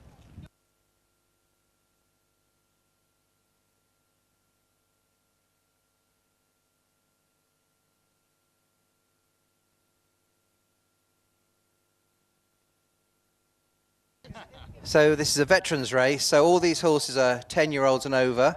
I think it's a great concept to have a race where they're no longer, some of these horses have been running under rules, giving lumps of weight away in handicaps. It's nice for them to be running off level weights against horses of their own generation. The first horse we're going to look at, just walking up the hill in the navy blue rug with the yellow trim, is number 5, Earl's Hill. That's trained by Mrs. Jane Burton and ridden by Lucy Burton today. They come from the Bicester Wadden Chase, which is very much my co-colleague's stomping ground. I'm probably, you know a bit more about Earl's Hill than I do, Lorne. Yes, Lucy Burton used to work for Tom and Gina, just doing a season there to learn the ropes. And then she and her mother, Jane, decided to have him at home and train the horse themselves. And they've done very well. Lucy's, really determined and has had a couple of winners on him. And if she gets anywhere near the winners' enclosure, there's a lot of cheering. Well, I think he's going to have a bit of a chance today. He's a multiple point-to-point winner. He was second to Fox Valley, you saw running earlier today at Hampton, and was beaten that day 4 lengths, but was giving £10 to Fox Valley, obviously including Fox Valley's mare's allowance. But he runs well. He was second here in March of 2020 when Tom Ellis used to train him. So he's got some form over the course, and he also used to win races for Tom Ellis as well. So I think Earl's Hill is one of the better horses in this race. He comes with a real late rattle as well, so it makes it very exciting. Horse number 13 to the paddock, please. Horse number 13 to the paddock. There we have number 7, just walked past our position. That's Forever Field. And Forever Field is trained by Nick Wright and ridden by his son Archie, who was second earlier in the day. And Forever Field is a Cheltenham and multiple national hunt winner. Was second to Tully's Touch here in an open last April, so it's no shame to be second to Tully's Touch, as we saw in the last race. So expect a pretty good run. I know that Nick Wright is very good at getting his horses ready first time out as well, so I wouldn't let that put you off. Next one to come past us in the cross nose band is number 10. That's King of the Cloth. That's owned by the Oak Partnership and trained by the prolific Tom Ellis, who we've mentioned many times is not only leading the table but has drawn further clear today, and ridden of course by Gina Andrews. Multiple point-to-point winner, was second to Barney Dwan at Edgecut in May, and has got some form here. He was second here in 2020 in that 3 mile 6 furlong, that marathon race they run here at the April meeting. So King of the Cloth, you can expect him to be staying on well. He's a dour stayer. Yes, and he is top rated in the ratings that we have in the race card here at 106. And obviously with the winning partnership from earlier on in the day, the Oak Partnership and Gina Andrews, again with Tom Ellis as the trainer, looks like we've got all the right ingredients. The grey horse is Clara Sorrento, led up by my neighbour, Mrs. Hetty Keys, who is the sister of the jockey, Rupert Stern. And Clara Sorrento, you won't miss him in the race, being this very stunning grey. He's an ex-Irish horse. He used to be trained by Noel Mead and was actually owned by Gigginstown, the very famous purple colours of the O'Leary family. And he was bought from their yard, and he's been off the track since October 18. So I would suggest that this is probably not his day today, but it's good to see him getting back on course. And the Kemp horses are running particularly well at the moment, aren't they? Absolutely. David Kemp trains him, and Dave's one of our most successful trainers. You saw What's My Baby in the parade just now, and obviously he was an excellent jockey back in the day, and now he's a fine trainer.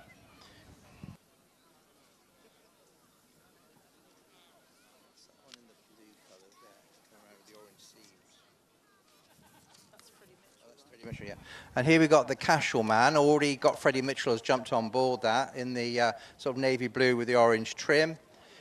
Used to be with Nicky Henderson, owned by that very famous owner Fitri Hay, who has so many good flat horses and a few jumpers. And he's an interesting runner for owned by David Fahili and trained by Katie Croft. And my only worry about him, he was second to Lord Sparkstar at Hyam back in November, but subsequently being pulled up behind a jury at Hyam in January. So I probably wouldn't be carrying my money today. But he will get every assistance in the saddle from Freddie Mitchell. Obviously has been professional and come back amateur, now is top class. Number 5 we've talked about, Earl's Hill. I think both Lorne and I have a strong fancy for him. That's the one in the marriage colours coming down the hill.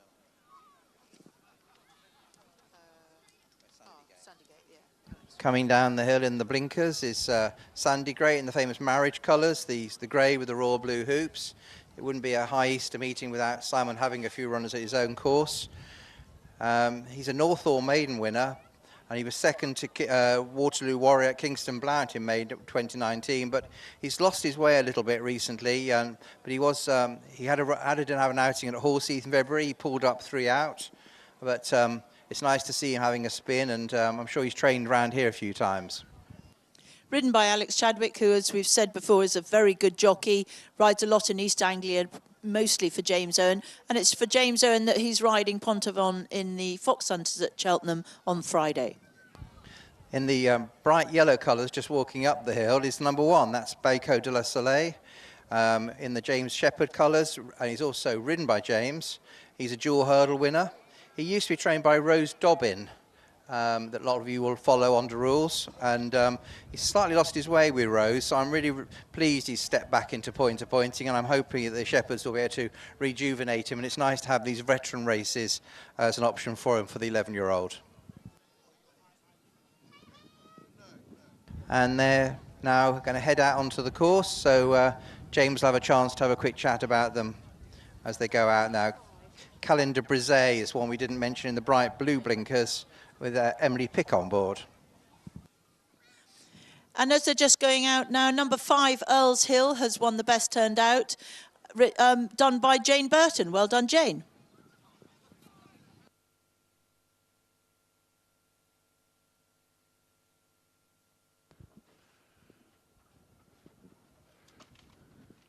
Thanks, Lorne. Thanks, Adrian. So, race 4 is the Jockey Club and Retraining of Racehorses Veteran Horse Conditions Race.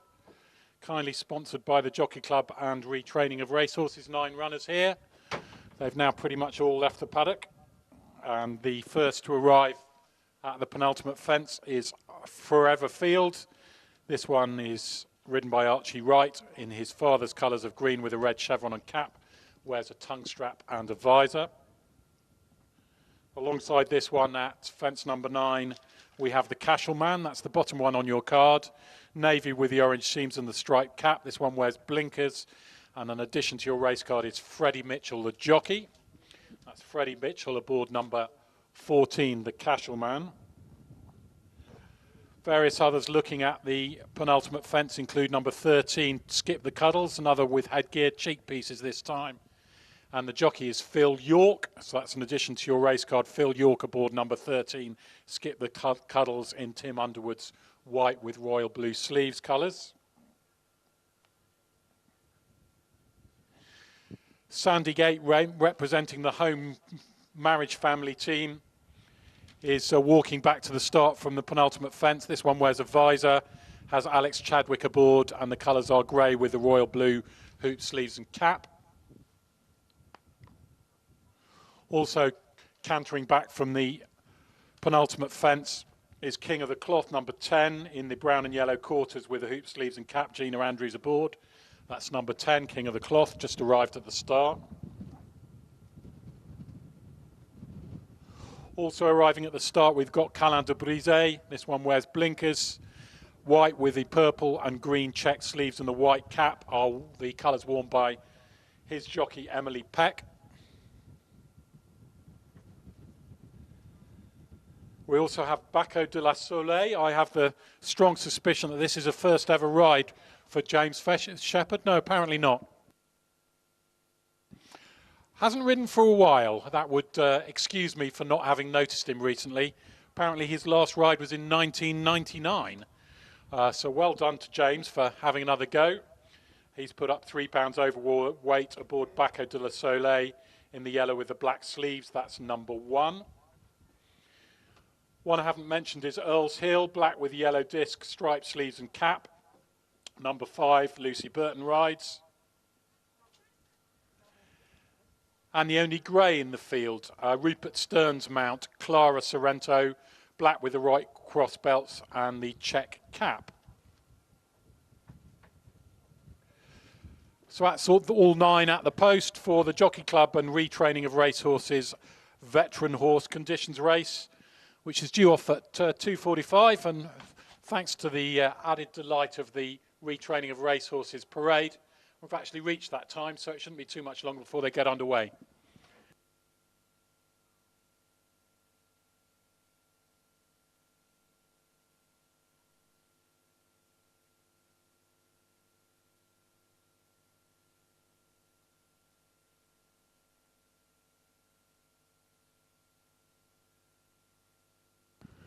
Betting here has King of the Cloth, 6-4 favourite, 9-4 Forever Field, 3-1 Skip the Cuddle, 7-2 Earl's Hill, 6-1 Clara Sorrento, and then bigger prices the rest. 14's the Cashel Man, 25 Sandygate, 20's Baco de la Soleil, 25's Calin de Brise. So pretty competitive heat, 6-4 favourite, King of the Cloth.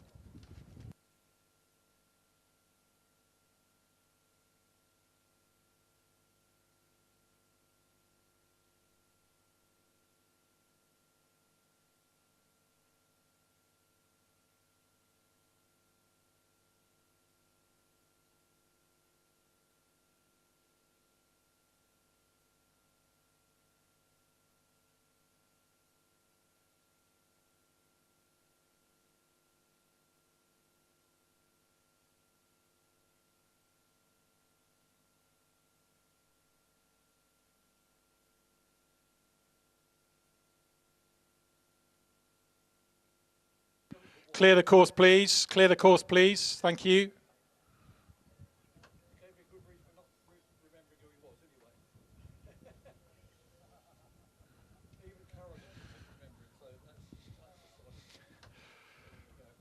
Right. Starter is at the top of his rostrum. The flag's raised. They're under starter's orders. And are we going to have a first time start? I'm not sure we are. I think that might be the first full start of the day. The Baco de la Soleil and Sandygate were both being slightly less enthusiastic than the others at the back, and Tim Moore slightly took pity on them. And I don't know, the grey was out wide on the track, Clara Sorrento, so whether that was the reason why Tim Moore decided that they needed to come back and try again, I don't know. But anyway, King of the Cloth has actually slightly overshot the first, but anything ridden by Gina obviously was pretty much under control, certainly not looking like a tearaway. And it shouldn't be too much longer before they've sorted themselves out, got themselves behind the start line again, and we'll have a second try.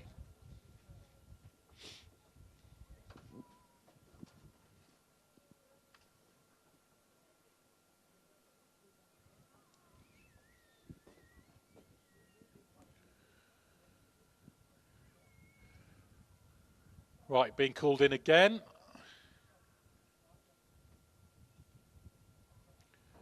I think Clara Sorrento may be the one who's causing the problems, just being rather mulish away from the rest of them.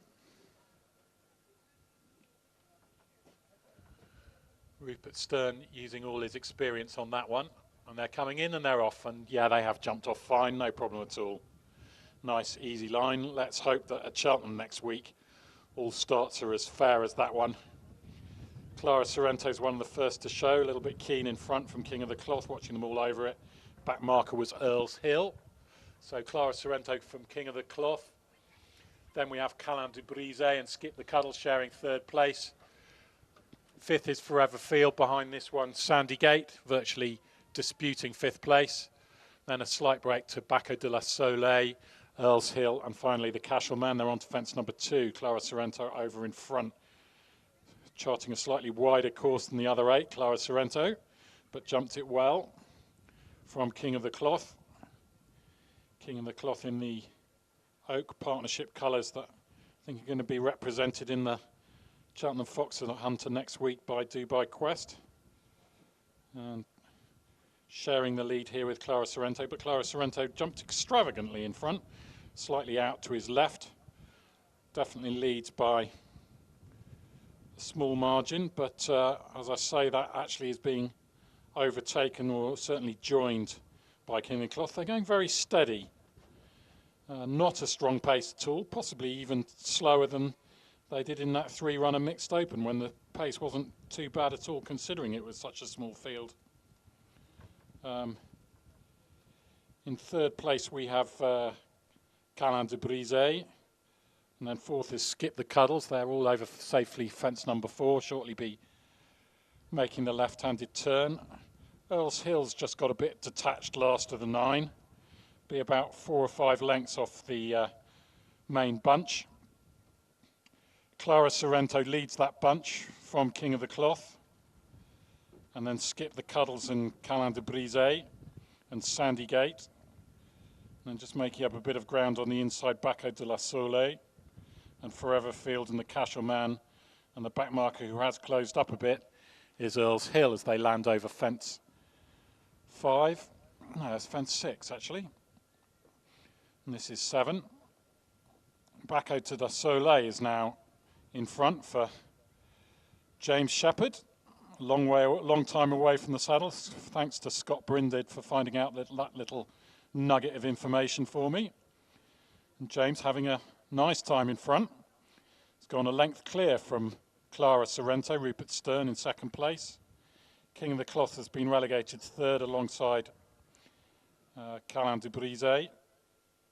And in fact, no, that's Skip the Cuddles disputing third. Calin du Brise disputing fifth. On the outside of that one in a share of fifth is Forever Field, and then the Cashel-Man and Sandygate. And having almost got back in touch with the leaders, Earl's Hill is already again detached by 5 lengths in last. Making a left-hand turn into the home straight for the second of 3 times. This is the halfway point of their 3-mile journey. And it's Clara Sorrento who leads on the outside of Baco de la Sole. Little to choose between those two. King of the Cloth is in third. One who's receiving reminders towards the rear is Sandygate. Not looking too enthusiastic about going out for another circuit of High Easter. But up front, Baco de la Sole, King of the Cloth. We've also got Calin de Brise and Skip the Cuddles and Clara Sorrento. Blunder there by Clara Sorrento out on the wide outside. Archie Wright is just travelling nice and smoothly in the dark green and maroon colours of Forever Field in behind the leaders. And the Cashel is now beginning to lose touch with the leaders. Earl's Hill is trying to get back in touch, having lost it some time ago, and Sandygate has been pulled up. So a leading group of 6, headed by Baco de la Sole, in front of Skip the Cuddles and Clara Sorrento, and then, sorry? King of the Cloth has now gone on. I stand corrected.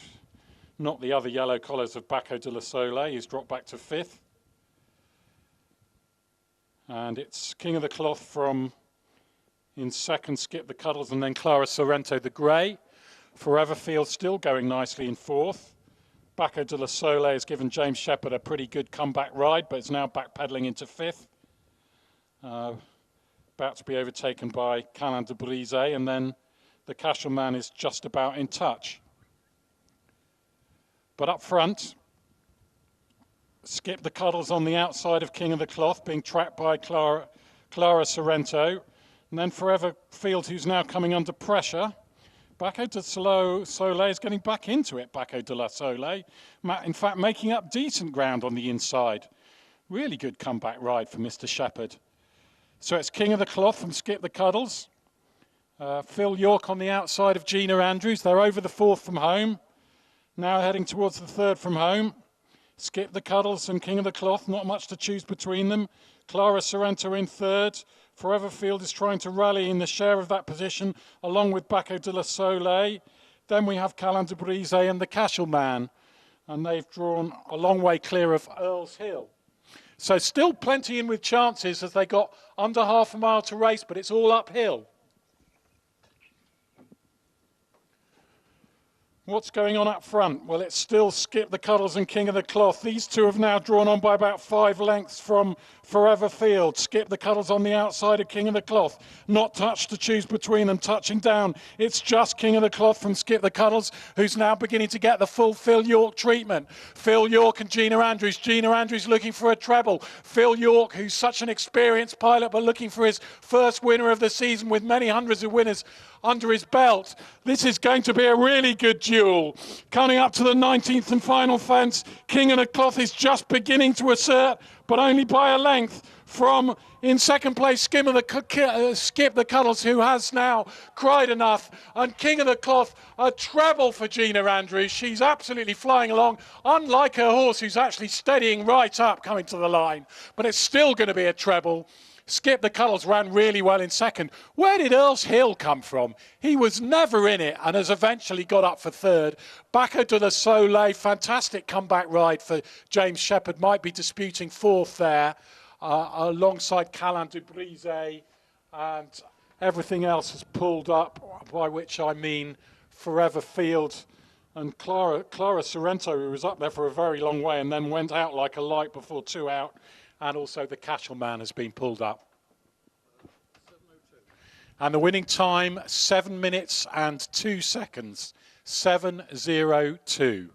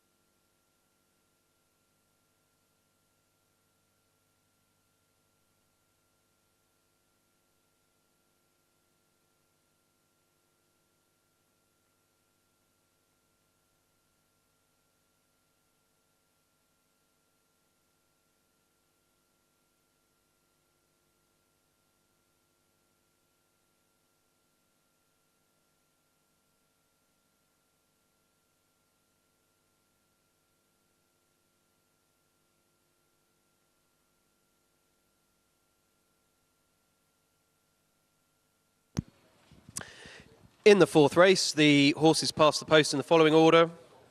First, number 10, second, number 13, and third, number 5. First, number 10, King of the Cloth. Second, number 13, Skip the Cuddles. And third, number 5, Earl's Hill. And the distances were 2 lengths and 3 lengths.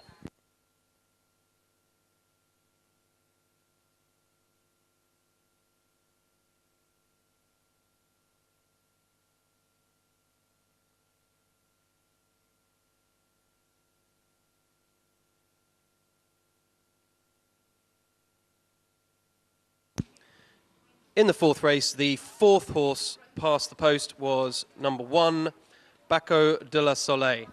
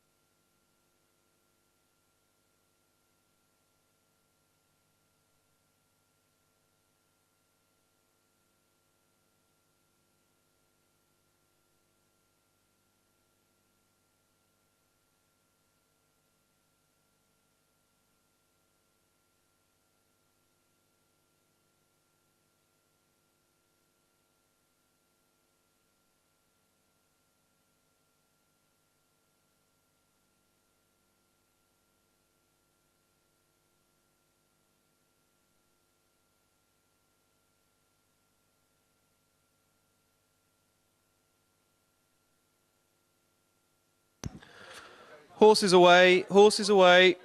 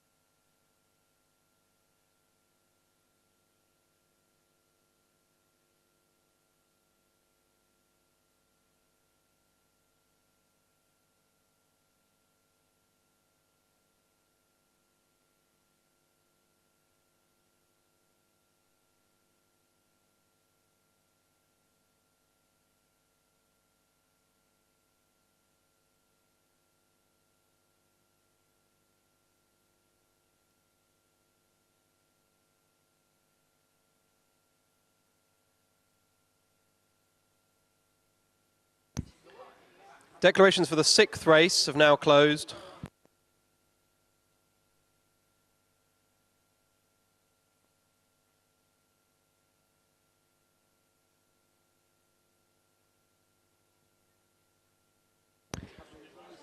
Now we come to the fifth race, due off at 3:20.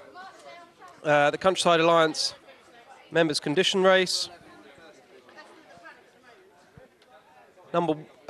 Kindly sponsored by County Linen today. Number 1, Castle Trump, owned by Mr. Charles Buckle, trained by Rob Cundy and ridden by Alex Chadwick.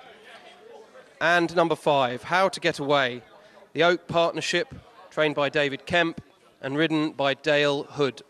It's the fifth race, numbers 1 and 5, due off at 3:20. So we're going on to the presentation now for race 4. That was the Jockey Club and Retraining of Racehorses Veteran Horse Conditions Race. And a super win there by number 10, King of the Cloth. And representing the Oak Partnership, we have Helen Robson. And she's going to receive her trophy from Andrew Merriam of the Jockey Club and chairman of ROR. And we're going to receive a lovely rug as well from Margaret O'Sullivan from Racehorse to Riding Horse.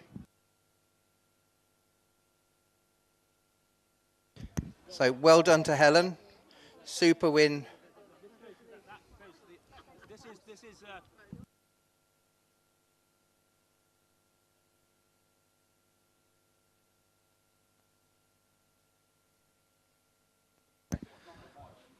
Just to update on the 5th race, horse number 5, ridden by Dale Peters, and will be wearing a hood. And also a notice to say that the 6th race, the maiden, has now been split into 2 divisions. So there will be an extra race after the carded 6th race.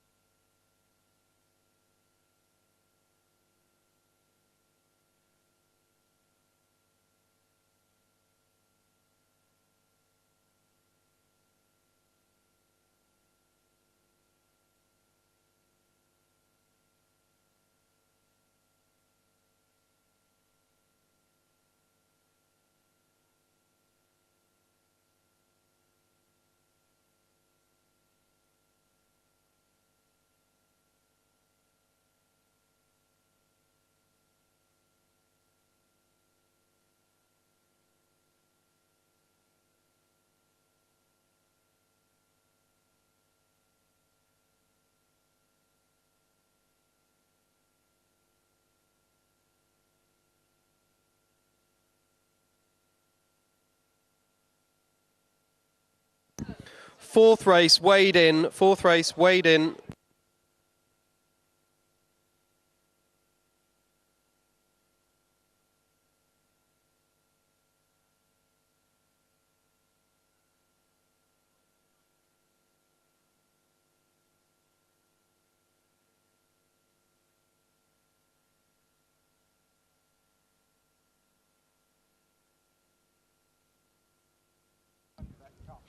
And here we have Andrew Merriam, and he's going to introduce himself, to tell you why he's here to present the trophy today. Well, I am a trustee of ROR, which I'm very proud to be, and by which I'll tell you a little bit in a minute, if I may. And I'm also a former steward of a jockey club, but I got turned out to grass at 70, and I'm well beyond that now. But I think everyone knows about the jockey club.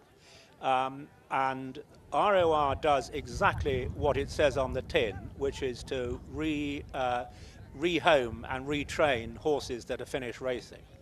And of course, one of the ways that horses that have been running under rules are rehomed and retrained is by running them in point-to-points. And of course, there are all kind of other disciplines: polo, hunting, showing, you name it.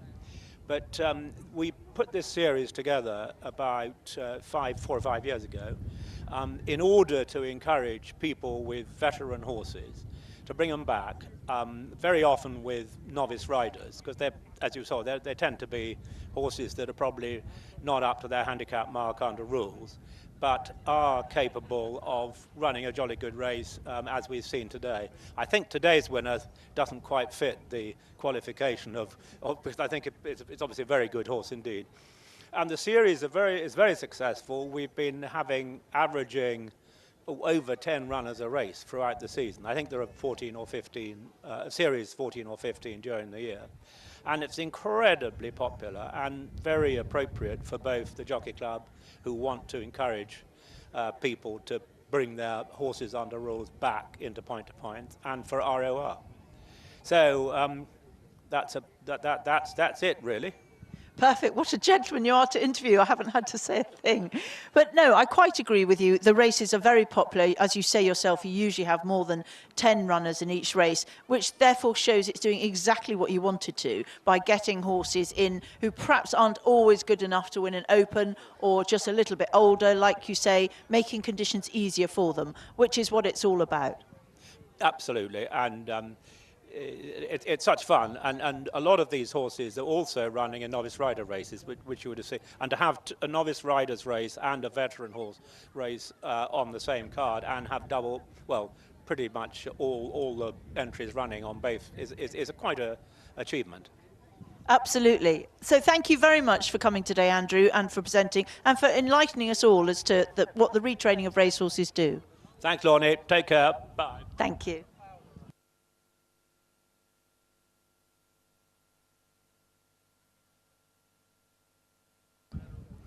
So here I have with me Tom Ellis, who has trained a treble so far today. Have you got double? Yeah. Oh, sorry. One of those was John Ibbotts. We won't nick John's. Have you got any more runners today? No, not today. 2 tomorrow. And where are you going for tomorrow?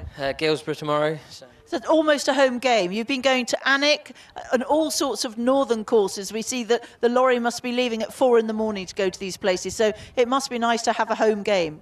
yeah, it was quite nice to have a half-hour trip tomorrow and not a 5 or 6 hour journey, which is, they've been worth it. We've had lots of success up north and they've got some wonderful tracks up there, and it's well worth a visit to anybody who's never been, really. Excellent. But the horses are running really well, Tom. You're banging in trebles, doubles each weekend. You must be delighted with the way the season's going. Yeah, they've been going really well. We had a slow start, but sort of we didn't have too many for early season, really. But since Christmas, we haven't looked back. They've gone ever so well. You know, they're a nice bunch of horses, and it's thanks to owners like the Oak Partnership that have supported us for such a long time that we're able to keep restocking with nice young horses every year and keep the job moving forwards, which is great. But going back to a horse like this, you've got some lovely youngsters, but this was a perfectly shaped race for this horse to run. You say he's not quite good enough perhaps to win an Open Company, but he did it nicely today. Yeah, exactly. These new conditions races are really well thought out, and particularly these veteran races, it's a great new addition, really, and it does give horses like him, you know, a chance when they can't quite win Opens week in, week out like some of the others. You've got races for them at different levels with different penalties, and they're framed for them to go and run up a sequence, hopefully. Excellent. So, Tom, this week is going to be a very big week. You've got 2 runners in the Fox Hunters at Cheltenham. Tell us a little bit about both of them. Start with Dubai Quest. Yeah, so Dubai Quest, he came over from Ireland. David Phelan found him for us. He'd had a couple of runs in Irish Point of Points and finished 4th, and then he'd won and then got beaten in the winner's race. He's done nothing but progress since we've had him. He tipped up the first day at Lark Hill, but he's just gone from strength to strength, really. He's a real improver. He sort of reminds me a little bit of Kappa Bleu when I was riding.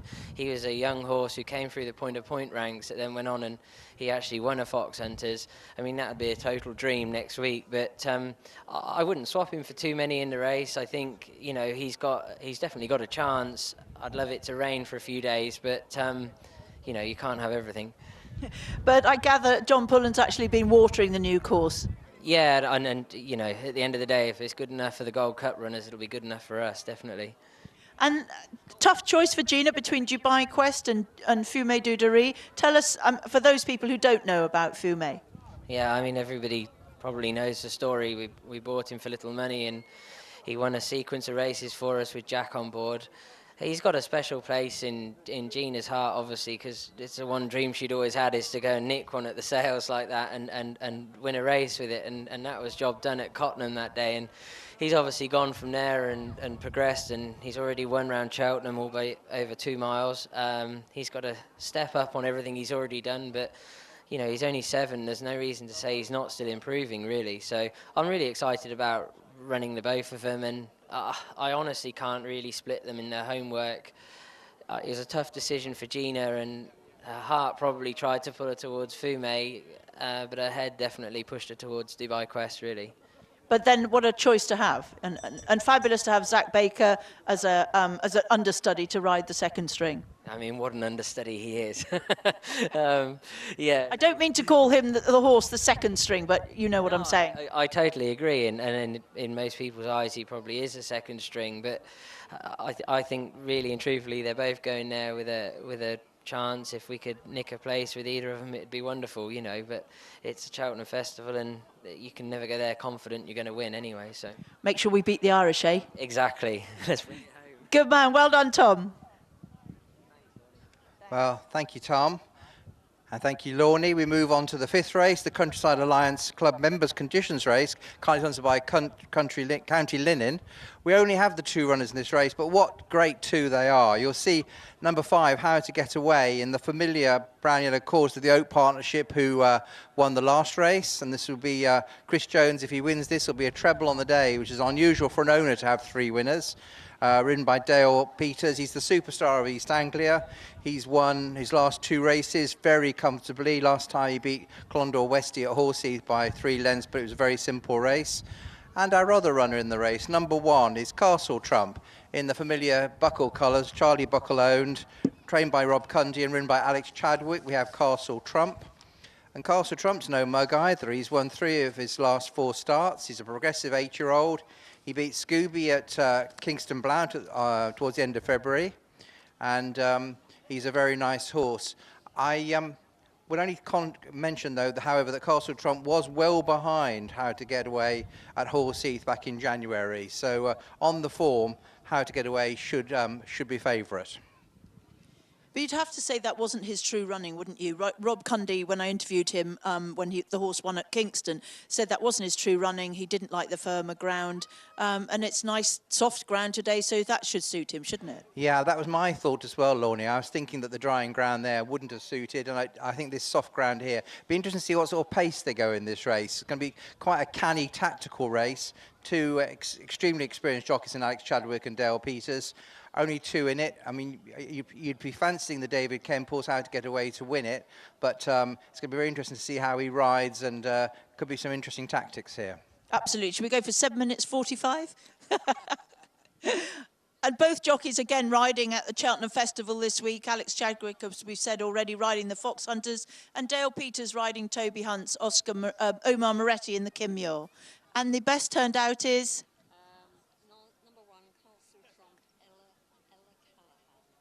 Number 1, Castle Trump, done by Ella Callahan. Well done, Ella. Thank you, ladies.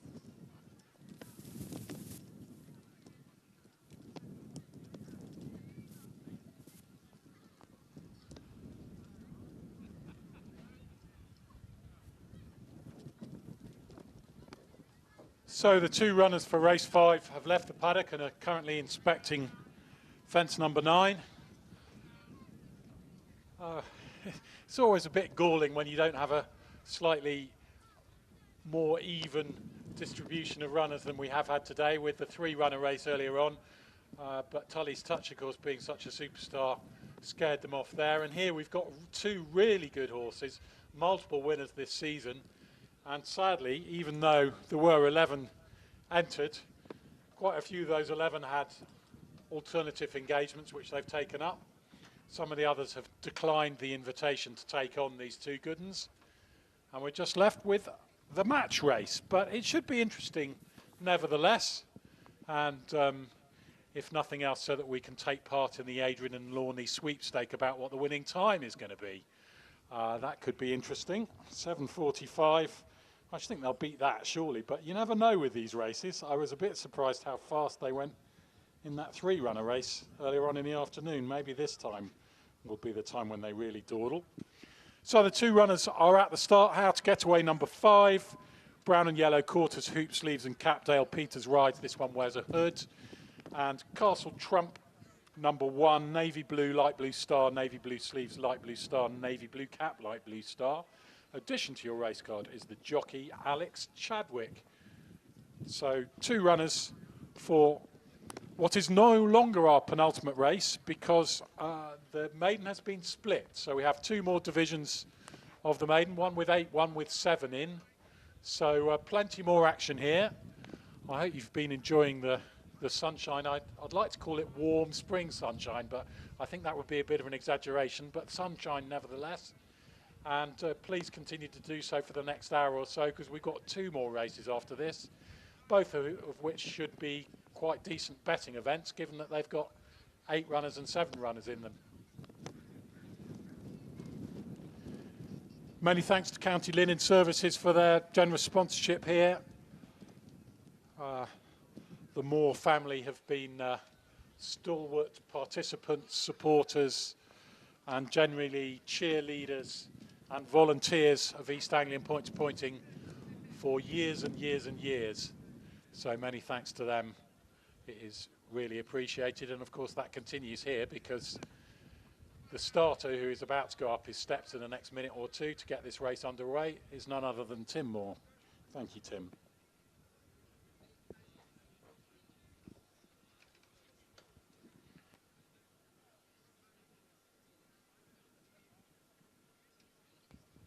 The bookies are pretty sure who's going to win this. 5-1 on How to Get Away, and 5-2 against Castle Trump. But that's being a bit dismissive, I think, for a horse who's won 3 races already this season. Anyway, the flag is raised. The starter is atop his steps and will be underway any second.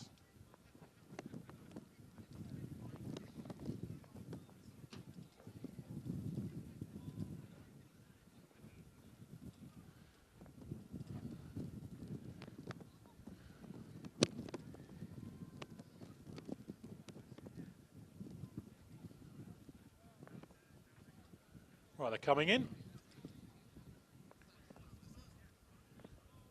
And they're away. And I wonder what Messrs Chadwick and Peters have said to each other in the changing room beforehand, where they've mapped out quite how this is going to play out. Had a little conflab. It is great to see the jockeys back in a changing room. Poor old jockeys. Of course, it's the sort of inner sanctum. It's like the dressing room in any sport, but because of COVID, there hasn't been a changing room for the last 1.5 to 2 years. When point-to-pointing has been taking place, the poor old jockeys have had to change in their cars, but not today, and I think they're very grateful to be back. Right, they're alongside one another, How to Get Away and Castle Trump, as they jump the second of 19. Better jump was by How to Get Away. On to the next. Possibly Castle Trump left the ground fractionally before How to Get Away. And now it's the open ditch, fence number 4. Well, if they continue to do that, they're pretty much, it's like synchronized jumping. You'd be giving marks for artistic impression as to quite how together they were. But they've gone left-handed round the bend at the top end of the course, and it's definitely Castle Trump who's in the lead now, but we've got a side on view, but only by half a length. And over they go. That was fence number 5. Castle Trump, Alex Chadwick, who's formed such a great bond with this horse this season. Used to be ridden by owner Charlie Buckle in previous seasons, but Charlie was, by his own admission, struggling to get a tune out of this fellow. So he, possibly slightly in desperation, handed the reins over to Alex, and Alex, of course, having a very good season. I think he might be up into double figures now. He's doing very well, and 3 of those successes have come on this chap. Maybe in 5 minutes' time that will be 4. Possibly needs this to get into double figures. I think I'm advised that it could be 9, his current total for the 21-22 season. Good jump there by Castle Trump, and he's gone on by a couple of lengths from How to Get Away. How to Get Away, really interesting young horse. I mean, David Kemp, who trains Kilverston just outside Thetford, has just had a line of really good horses over the years. I mean, Where's My Baby, who was parading before the retraining of racehorses race, the veteran horses race. He, of course, was a Kemp star of the fairly recent past. I remember horses going back to Cantorino was a very good one they had, and I'm sure I'm missing a few. But his strike rate is quite phenomenal in terms of getting horses up to hunter chase standard. And How to Get Away is very much looking like another one who could make that step. He was deeply impressive in a really competitive race on his seasonal debut in softish ground. In fact, ground probably fairly similar to this at Horseheath first time out. And then Dale Peters was very happy with the way he won last time, again at Horseheath. Ground was much quicker, but the visual impression was nowhere near as striking, and the depth of the race didn't look quite so profound. Anyway, he's currently in second place, but all of a nose behind his sole opponent.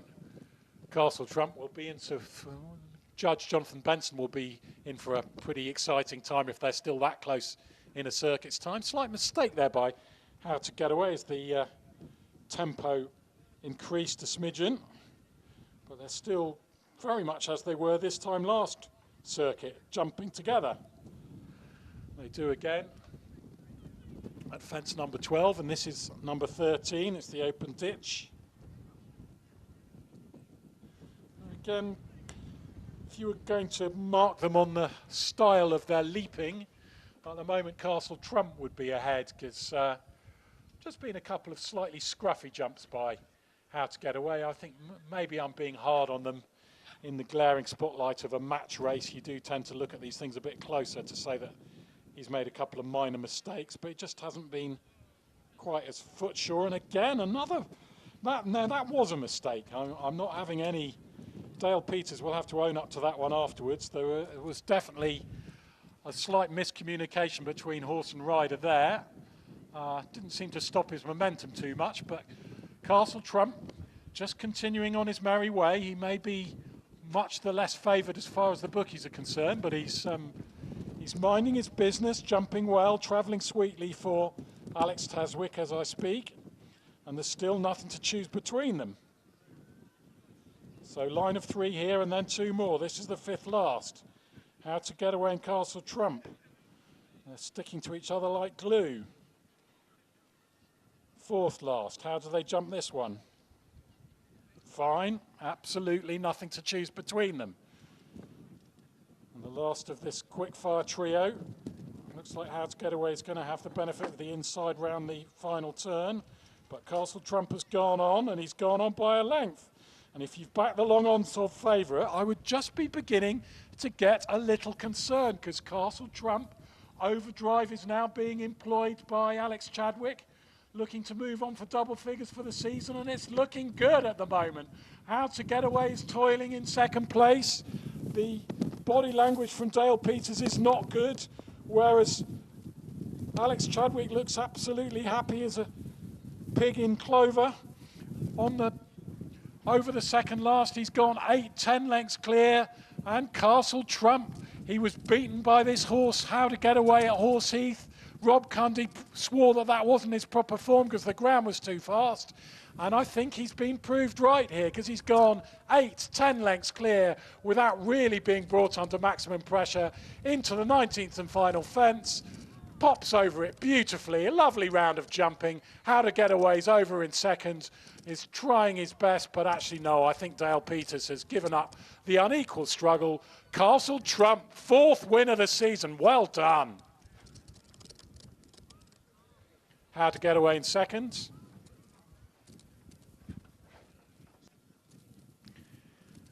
And if you're on the winner's time sweepstake, 7 minutes and 11 seconds. 7 minutes and 11 seconds.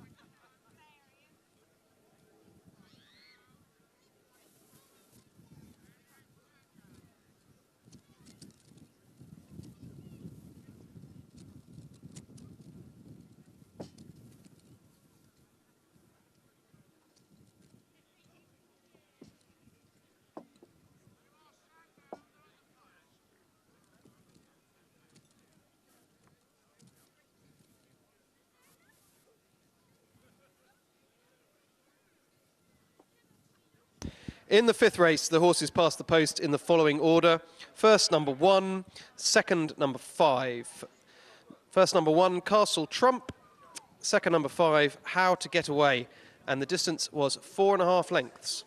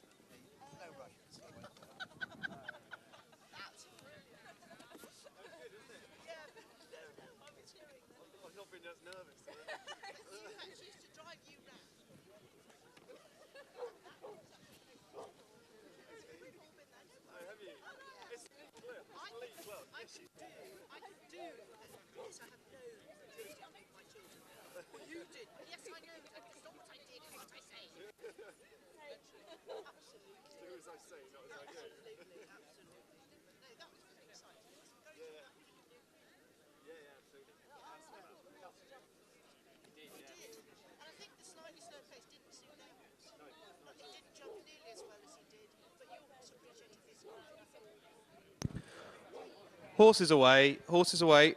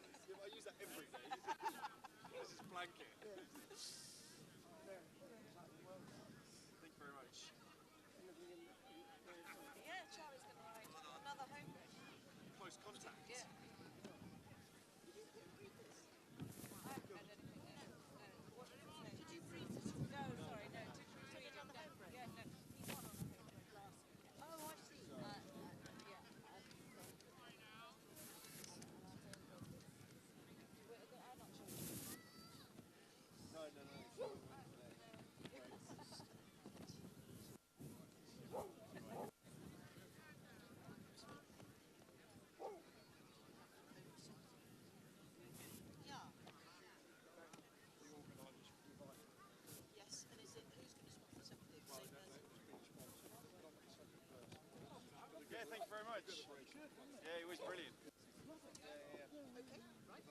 Sorry, jump trouble. Give the horse a run. No, well, I think I'm fair on the other because we didn't have to. Don't say that. Yeah, it was. I say to him. Yeah. You want to say something? Well, you know, normally you wouldn't really. If something brushes through the top of one, you don't mention it. If the other, if you can see they jump it together and the other one comes out the neck in front. Yeah. You kind of keep mentioning it. Yeah. If you don't say that, you don't say a lot. Yeah, exactly. You've got to think of something. Nobody wants to listen to my jokes. You're right there.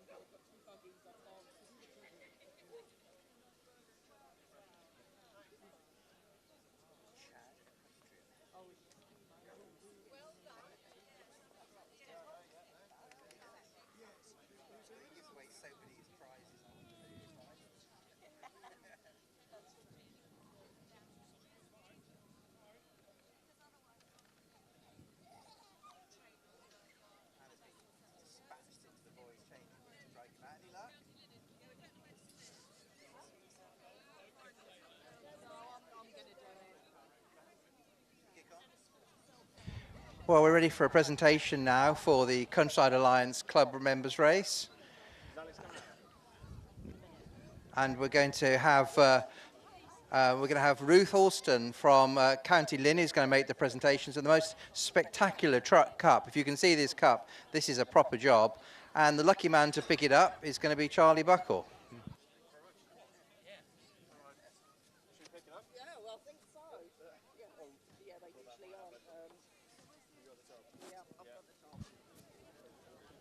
So Charlie's got a ride in the last. If you wonder why he's all jogged up, obviously he's would normally ride this himself, but Alex Chadwick was lucky enough to take the ride. And I think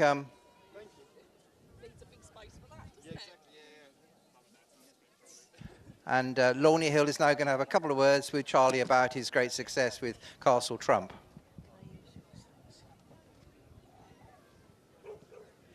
Charlie, that must have given you a huge amount of excitement today.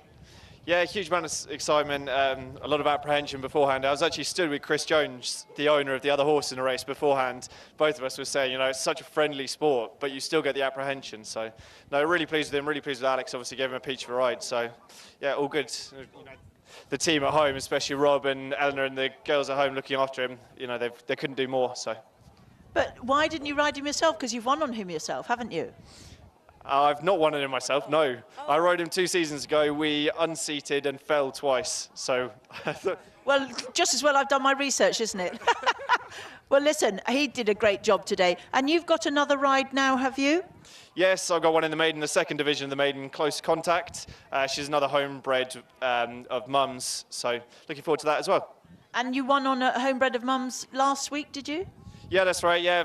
First homebred winner we've had last weekend at Ampton, so obviously the family were ecstatic about that. Very good. But going back to this horse today, I mean, it was such a good performance. What will you do with him now? We'll see. I know Rob's got a sight of Cheltenham, so probably go there, maybe Stratford, we'll see. That would be wonderful. It would be lovely to see him take part in those good events. He's held all before him this season. Well done, tremendous. Thank you very much, Lonnie.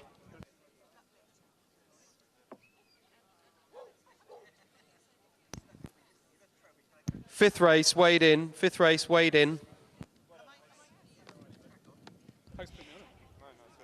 Alex, just tell us a little bit about that. You and Dale know each other very well. It looked like a real cat and mouse race. Yeah, it was, to be fair. I thought I had the upper hand on the ground today. I mean, on better ground, I think House Gateway is definitely a better horse. So I thought going in today, the ground was good to soft. I thought we had a bit of a chance. What chat was there between you two jockeys? I think we're all more on about what was going on Monday, because I'm schooling one of his on Monday, so we were talking about that. That's about it, really. And then we both hit a couple, and we just stopped talking then. Well done. At what point did you think you was going to win? I'd say 3 out. I think mine jumped the better of his, and that hill was quite testing today. It's quite sticky, it's dead ground, and it's fair play to Castle Trump, because I was off the bridle going up it, and he's obviously got a good tough head on him. Well done. It was a great race to watch. Thank you very much.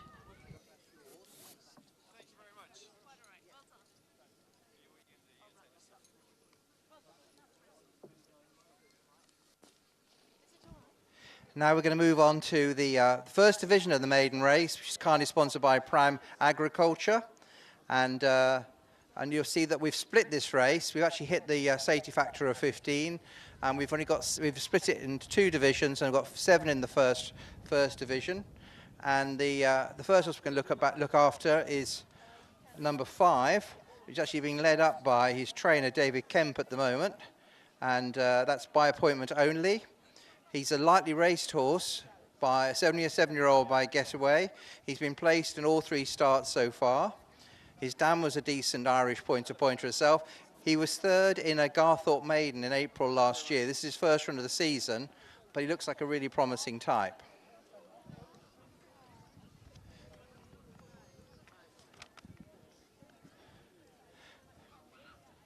The grey in this race is number 7, and that's Diamande Flow, and that's the ride of Alex Chadwick, who Lonnie was just interviewing after his last win. This is trained by Mr. Bruce Dowling at the Puckeridge. Used to be with Evan Williams. You may remember seeing him running under rules in the colours of the Ruckers, and there's well-known blue colours that they wear. He takes a keen hold, this Diamande Flow, and so Alex Chadwick's got a bit of his work cut out. He's been running under rules probably more recently than anything else running today. He was actually pulled up in an Exeter hurdle race back in January of a 2-mile 5. So I would suspect he's going to go pretty quick.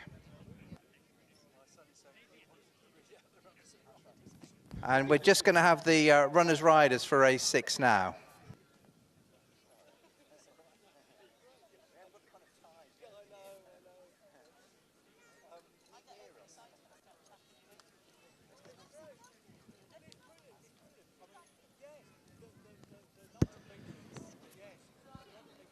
Here are the runners and riders for the 6th race.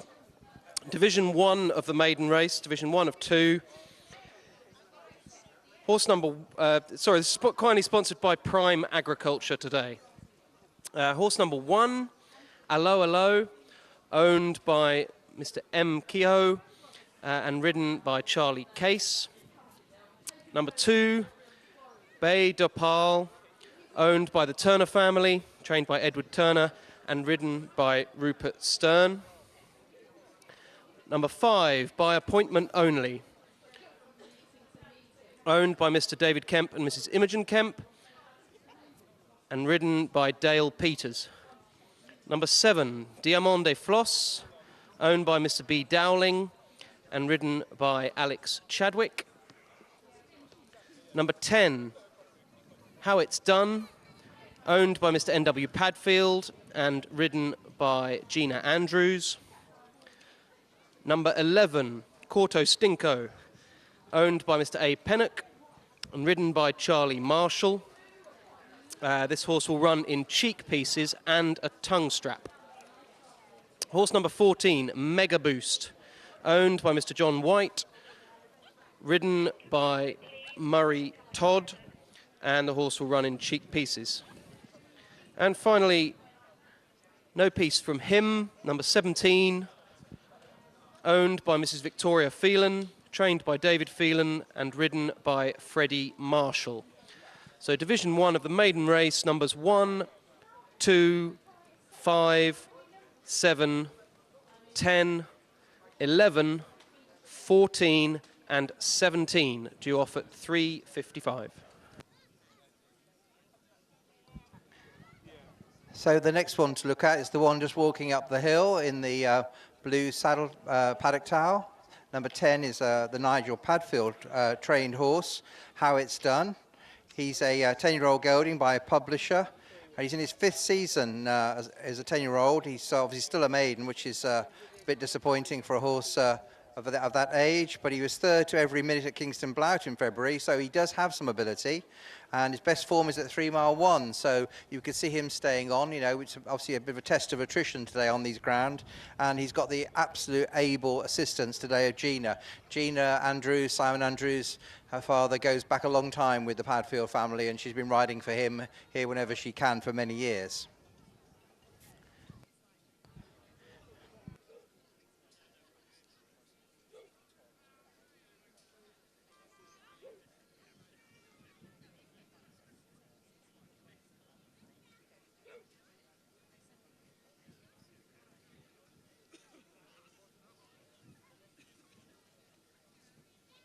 Yeah, and number 2, being led up by Ed Turner, is the Turner family's Bido Pal. He's a 5-year-old, only a 5-year-old by Diamond Boy. Interesting French bred, actually. You know, the Turners, great supporters of our area. They run the meetings at Ampton, and a huge hunting family, and going back to the great old days of David Turner.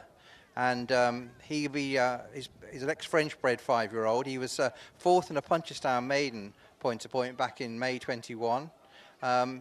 He should do better. It's ridden by Rupert Stern, who seems to be picking up the rides now for the Turner family. The one just coming past us is number 1.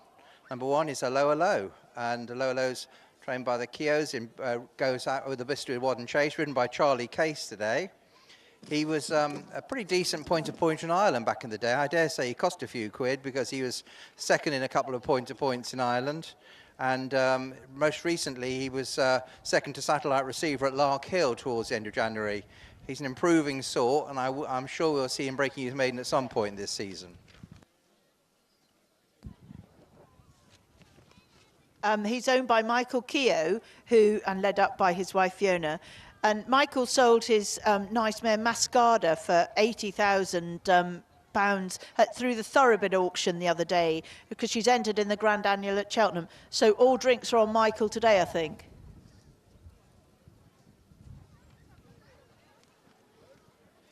Just going past us now is this chestnut horse with the boots on in front and the white leg behind, is number 11, with the unusual name of Corto Stinko.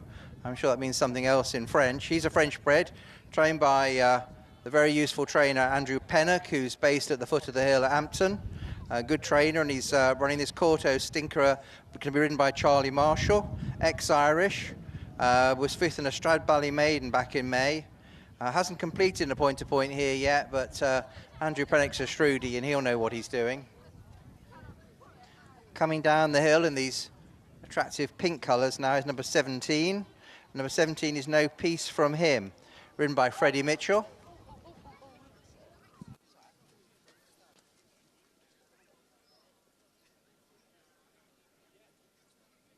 Just got a little upset in the paddock there. Rupert Stern has just come off that horse, but the medics are quickly on the case with number 2, Bido Pal.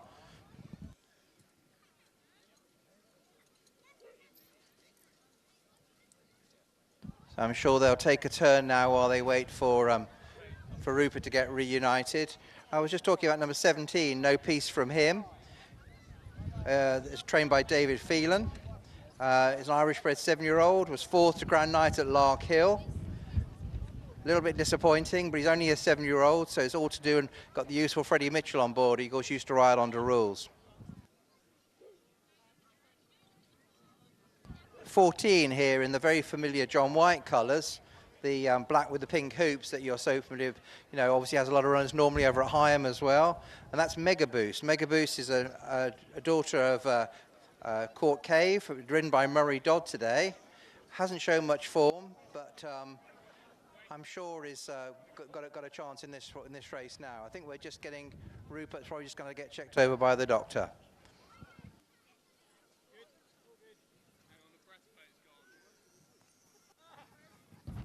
And they're about to start going to post now. Number 7 is leading the way. That's Diamond de Flo and Alex Chadwick.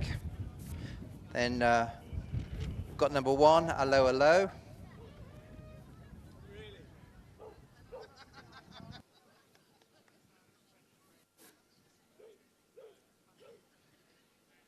Summit Up's about to go to post as well. Summit Up in the yellow with the black star. Ex-Sean Doyle. His first run over here in Europe now, in Britain rather, and it's running for Andrew Pennock. So Andrew's got a couple of runners in this race, and Charlie Marshall's taking the ride. And we'll hand over to James to call them to post.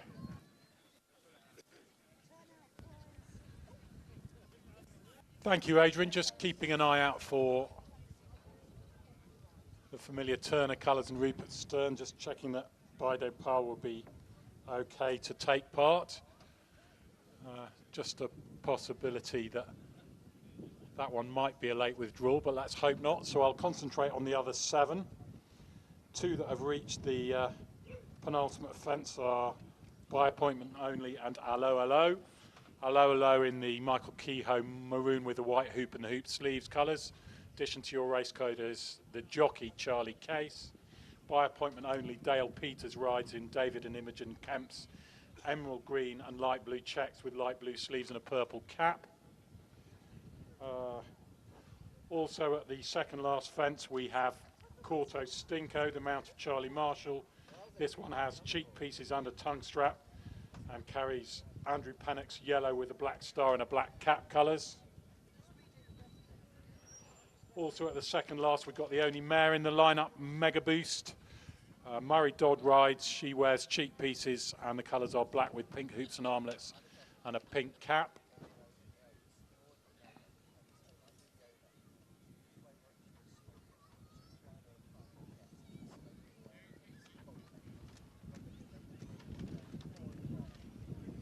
Just cantering back from the second last is Diamond Day Flow.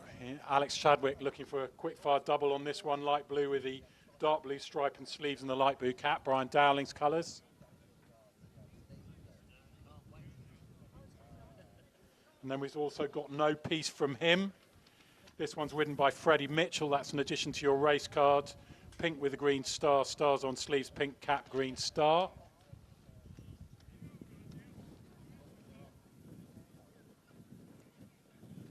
Quick update on Bay Dopal, who's still in the paddock, so yet possibly being led away. So I would think that that's more likely a non-runner, Bay Dopal. I'm pleased to say that, not visibly limping, Rupert Stern, who came off Bay Dopal in the paddock, is still on his 2 feet. And I still can't be, maybe he is still going to take part. Looks like they're going to try again, mounting that one in the paddock. So I think you need to wait for an announcement from the stewards if... James, it's just to let you know that Bay Dopal is just having a change of breastplate. They've had to run to the boxes, get a change of breastplate. They are saddling up and Rupert Stern's ready to get back on board shortly. Thanks for that update, Adrian. Much appreciated. So we should have a full party of 8, but it will be a second or two before the 8th of them, Bay Dopal, gets resaddled and Rupert Stern gets aboard. The other 7 are circling quite happily down at the start. I've mentioned most of them, but I haven't talked about how it's done. Yellow navy blue hoop, navy blue cap, yellow star, the Nigel Padfield colours here, and the jockey, important addition to your race card, Gina Andrews.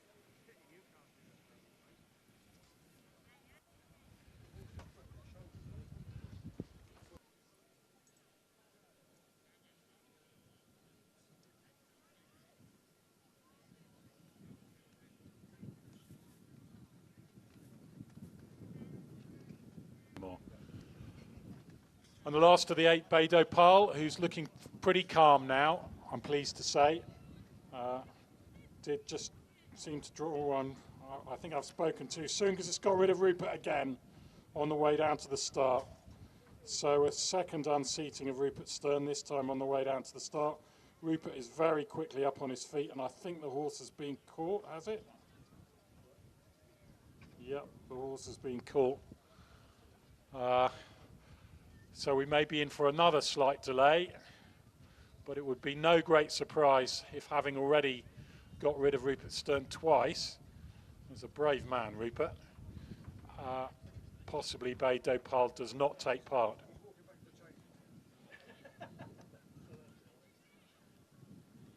I think Rupert's had enough. So I think we'll be down to 7 runners, and I don't think Bay Dopal is going to be taking part.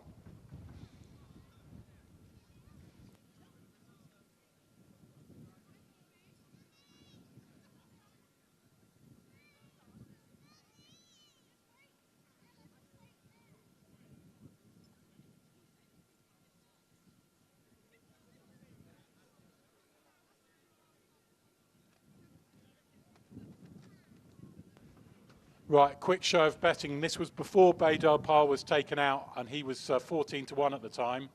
It was 6 to 4 how it's done, 7 to 4 by appointment only and allo, and then 6 to 1 no piece from him, 10 to 1 bar. And Bader Par was the outsider of the field at 14s. Many thanks to Prime Agriculture for their generous sponsorship here. Much appreciated. And the 7 runners should be getting underway fairly soon.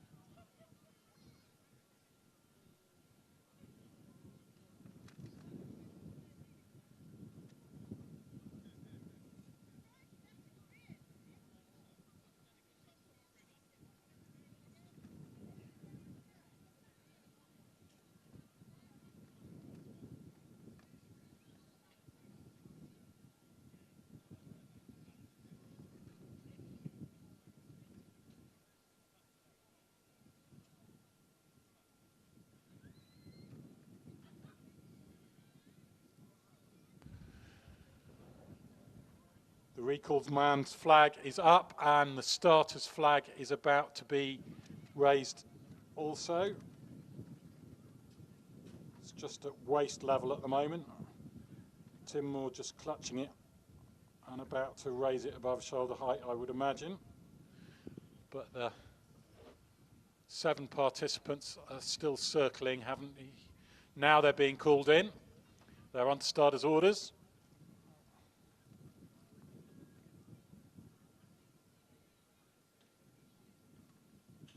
And they're away. By appointment only and Mega Beast are the first 2 into stride, followed by Allo and Corto Stinko and no piece from him. On to the first of their 19. Oh, a few hairy leaps there. By appointment only was not too fluent at that, and there was a couple more in behind who sent the birch flying. And it's by appointment only and Mega Boost in front of slightly keen Allo in the maroon colours.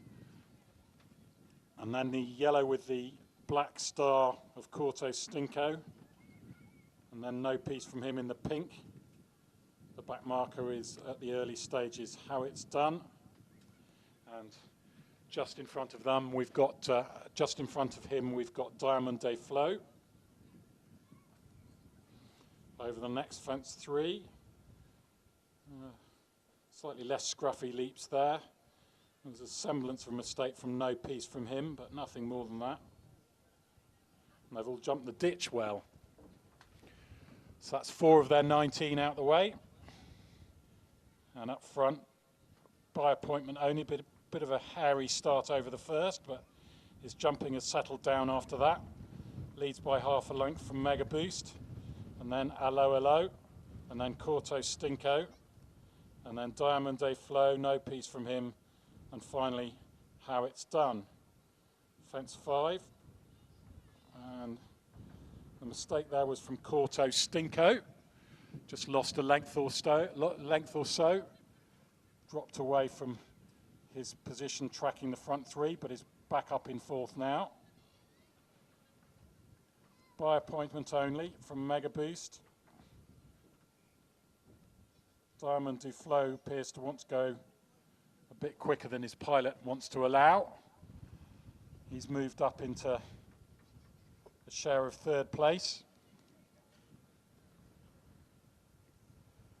And then in 4th we have Allo. 5th is Corto Stinko, no piece from him, and how it's done. Over the next. All okay over that. Good jump by Diamond Day Flow in 3rd place. 2 more in this line of 3, by appointment only. Jumping fluently now, the leader. He's met the last couple on a very nice stride. And how will he do it this next one? Dale Peters just lines him up for it. And again, he's fast and fluent. Diamond Day Flow is moved up into 2nd. And then we have Mega Boost. And behind this one, Allo. And then Corto Stinko. How it's done. And finally, no piece from him. So coming up the hill towards fence number 9. Remember, one more race after this one. Don't go home after this. We've got 7 more runners in the 2nd division. And beautiful sunshine to accompany it. By appointment only, Dale Peters leads from Alex Chadwick in 2nd place, Diamond Day Flow. Then we have Mega Boost Murray Dodd in 3rd place. Charlie Case's mount, Allo Allo, is showing that position. Then Charlie Marshall steering a slightly wider course aboard Corto Stinko in 5th. And the 2 back markers are Gina Andrews in the yellow colours aboard How It's Done, and the pink colours worn by Freddie Mitchell aboard No Peace From Him. Very tightly grouped, passing the winning post with a circuit to go. Not surprising with these young maidens not wanting to go too fast too soon.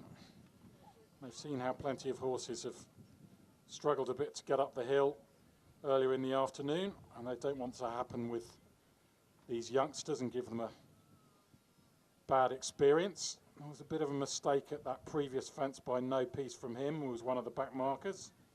Slightly better over that one.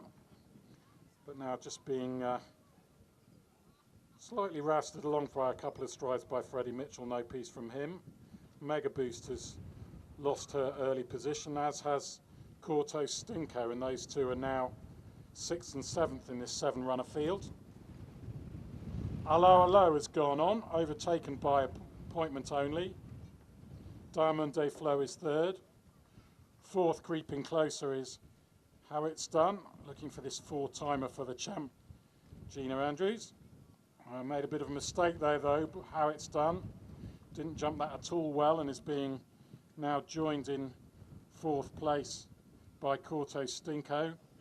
No Peace From Him is 6th, and just beginning to struggle is Mega Boost, last of the 7. We've reached the bottom of the course. This is the meadow. All the jockeys are saying that this section of the course is actually a lot drier than in many years. Allo Allo in front of By Appointment Only. There's only half a length between the 2, then a couple of lengths back to Diamond Day Flow. 2 leaders are over, as are the other 5, but Mega Boost is now properly detached in 7th and last. Allo Allo by a length from in 2nd place, Diamond By Appointment Only. Then there's a bit of a break of about 5 lengths to How It's Done in 3rd. Over the 3rd from the finish. And it's Allo Allo going pretty nicely. I'm sure Rene would be impressed. And he's moving on ahead of affairs under Charlie Case. Now the challenge is coming through from How It's Done, who Gina Andrews has moved up into 2nd place. Diamond Day Flow is 3rd.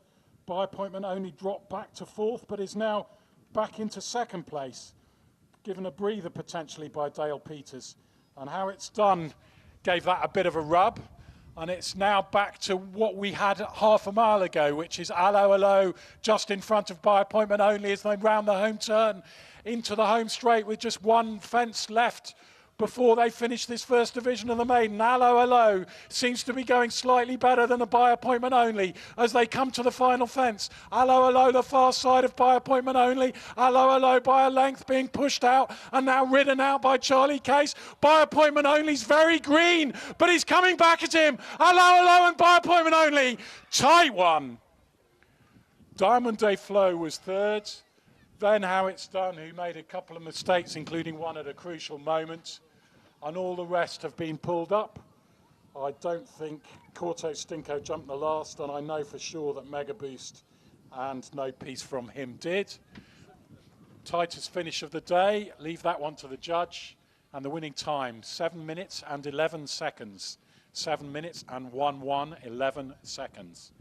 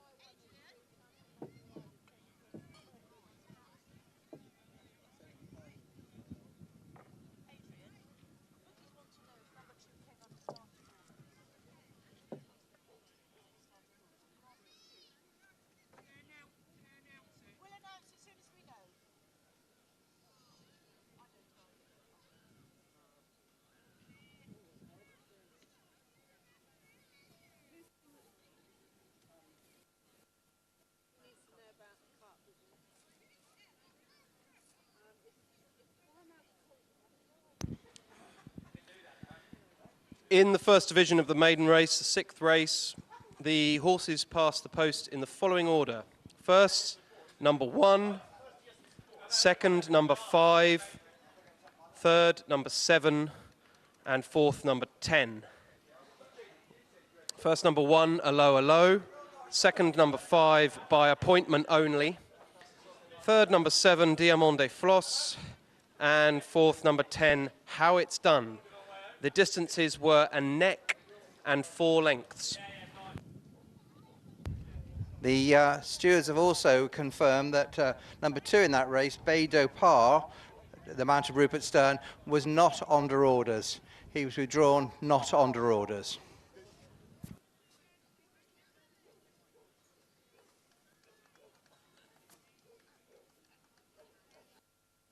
So if you back Bay d'Opar, if you're a novice race goer, if you're lucky enough to have backed Bay d'Opar, you can go and collect your stake back.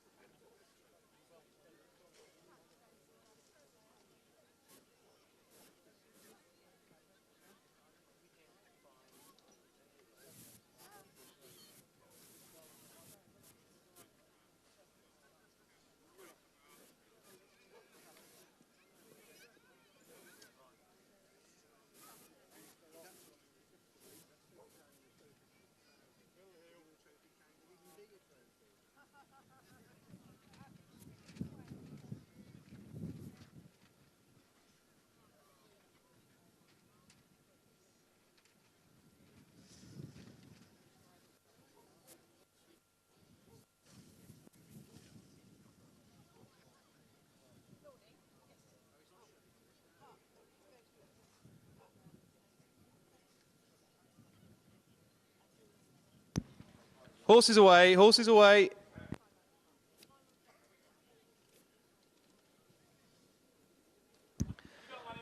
So we come to Division 2 of the maiden race, due off at 4:30. Again, the maiden race kindly sponsored today by Prime Agriculture. And here are the runners and riders. Number 4, Broomfield Boy, owned by Mr. T.D.B. Underwood and ridden by Oliver Timms. Number 6, Close Contact, owned by Mr. Charles Buckle, trained by Rob Cundy and ridden by Charlie Buckle.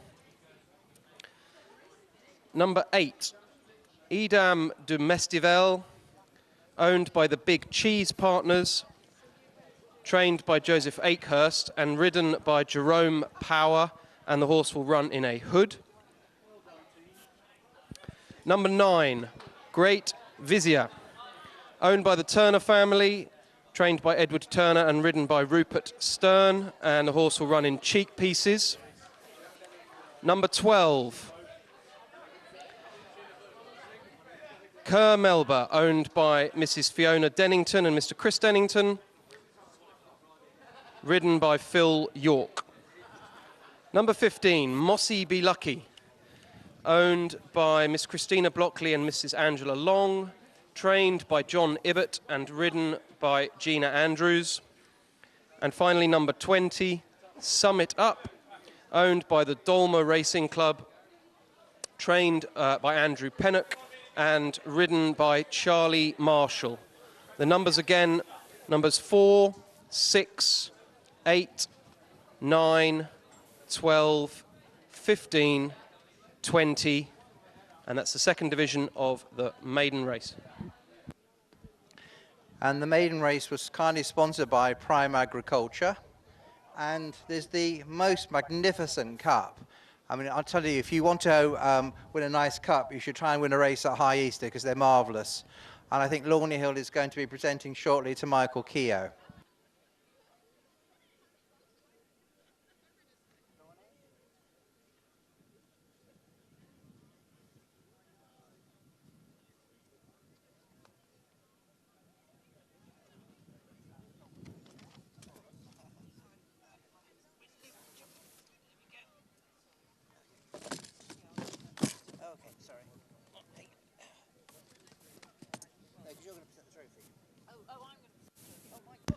There's a change of colours for number 20 in the second division, Summit Up.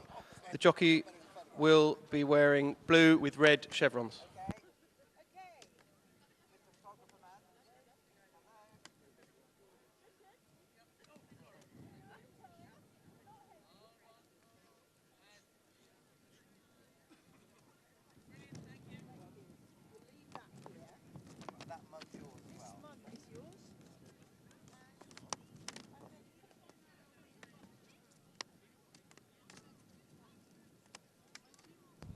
Michael, that was very exciting finish today, one of the closest finishes of the day. Tell us a little bit about your horse. Second season we've had him now. We went with him under rules for a start with. He's a bonny little horse. The plan was to get him handicapped and then come pointing. Yeah. We've probably got Hunter chasing with him if he keeps progressing the way we think he will. He looked a really smart horse today, jumped well, didn't he? He did, yeah. Yeah, Charlie gave him a great ride. First time Charlie's actually sat on him. Yes. He's a good jockey. He's come from the Hill Academy of Boys. he's improved a lot over the last 12, 18 months. He's a good lad. You've got to give these young lads a chance as well. Absolutely, and that's how we think as well, and it's a really important thing to do. But he's matured now, hasn't he? Like I say, he gave that a cracking ride today. Yeah, he did, but they should get more opportunities. People tend to stay with the tried and tested. Yeah. We've always been keen on giving, young lads a go, so hopefully he'll ride a few more for us. Young lads like Phil York. No comment. But listen, you and Fiona do all the work yourself, and you have a permit as well, don't you? Well, Fiona does all the work. I take all the glory. I hope she rides them more than you, is all I can say. yeah. Long time since I sat on one. Listen, you do a very good job and you're very successful. Congratulations. Thanks, Lorne.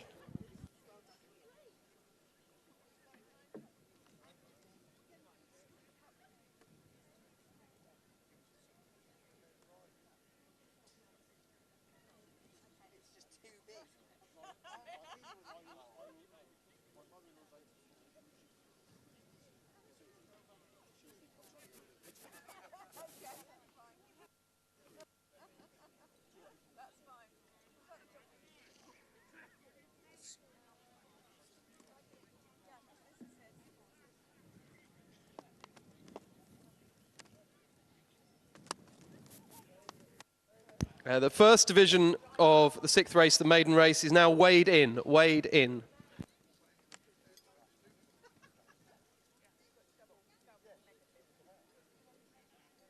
So we're moving on to the second division of the maiden now.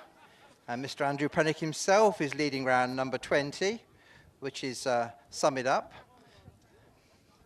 And Summit Up was ridden by Charlie Marshall in the yellow and black star. Actually, I think there might be a change of colours here, so I'm not going to mention the colours yet. I think there might be a change. This is a 7-year-old gelding by Fame and Glory. He used to be trained in Ireland by Sean Boyle. And this is first run over here in Britain. It was second and left in the lead at the last when it was third last time out. So it didn't quite get home last time out, but obviously it was a promising run in Ireland, and we know that Andrew Pennock can do the business with the horses. Number 9 with the sheepskin cheek pieces is Grand Vizier. and it's hopefully we're going to do a bit better than the last Turner horse we had that was unfortunately withdrawn on the way to post.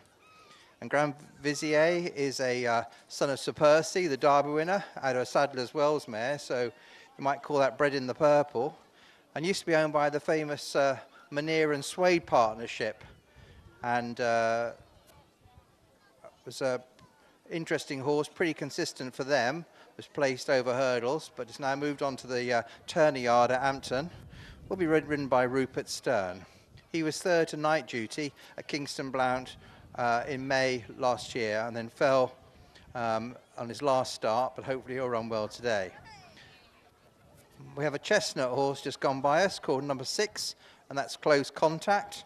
That's Charlie Buckle, who owned the winner of the match race. Close Contact is a 5-year-old chestnut mare, so she's going to get the mare's allowance and the age allowance, so she'll be getting an £11 allowance, Close Contact. Will be ridden by Charlie himself, trained by Rob Cundy. And the dam won 6 points in national hunt races in Ireland, and he's had one run, was pulled up after a mile and a half at Charing, so hopefully have a come on for that run.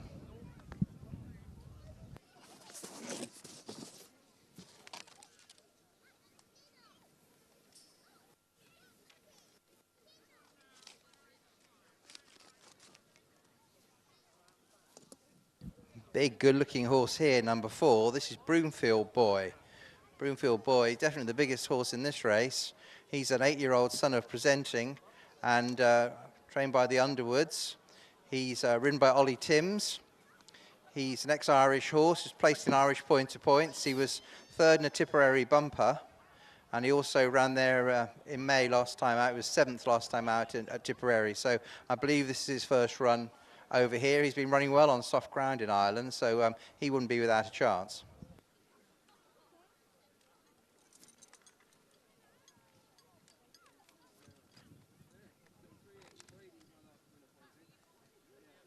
Twelve's just gone by us. 12 is Kerr Melba, a 5-year-old son of Diamond Boy. Hopefully he runs better than the last Diamond Boy we had in the races here. It's owned by Fiona Dennington and Chris Dennington and trained by Fiona. Ridden by the redoubtable Phil York, who had a great battle in a race a couple of races ago, finished second. And this Kermelba, Dan won 4 races. He was third to Western Zephyr at Barbury over 2.5 miles. He's obviously got a bit of ability, and he certainly will lack for nothing in the saddle from Phil York.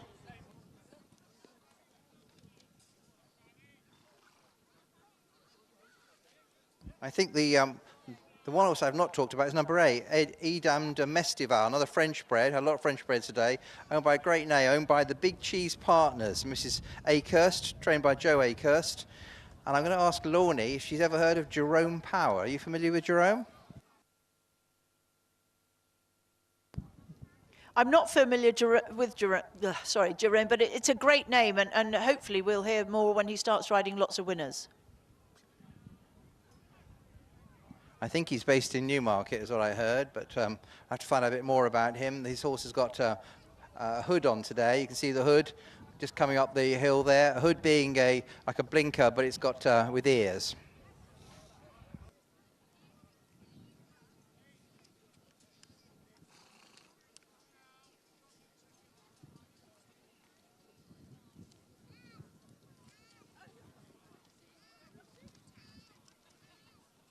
And the one horse I've got to talk about is probably the horse that's going to be a favourite. Number 15, Mossy Be Lucky, who is the mount of Gina Andrews. I've almost lost count of how many winners she's had today. I think it's 3. And Gina's going to be riding this horse for Christina Blockley, who's already had a winner today, and trained by John Ibbott. So same connections as Tully's Touch.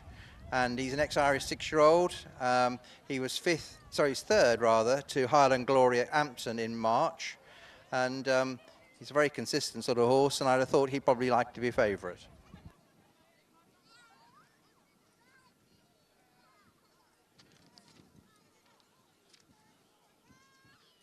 Just like to thank all our sponsors today. We've had terrific support here, and obviously the Marriage family who worked so hard to put the meeting on are very grateful for all the support, and we've had a decent crowd. I hope you've all had a good day here. The weather's held off, much better than we were expecting. And I think we're about to hear who has won the best turned out.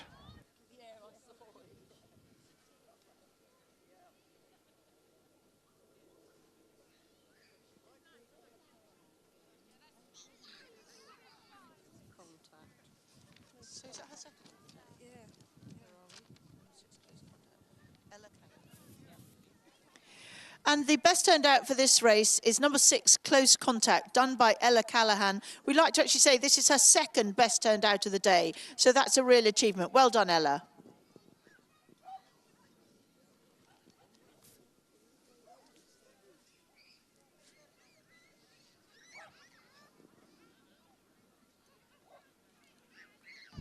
I think we managed to talk about them all now. Obviously, maiden race like this, a lot of unexposed types, some horses with bits and pieces of form in Ireland. It's always exciting to see these new Irish horses coming over. Quite a nice sort of horse here that Andrew Pennock's got here, number 20, Sum It Up. As I say, he's by fame and glory. As you remember, was an outstanding stayer, Gold Cup winner for Aidan O'Brien back in the day out of an old Vic mare. So he's certainly bred to do the job.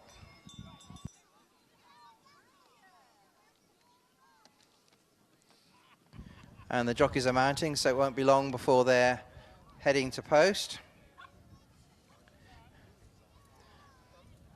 Very smart turnout here. Phil York's got a breastplate to match his silk. So nice orange breastplate there. Be easy for James Chris to spot.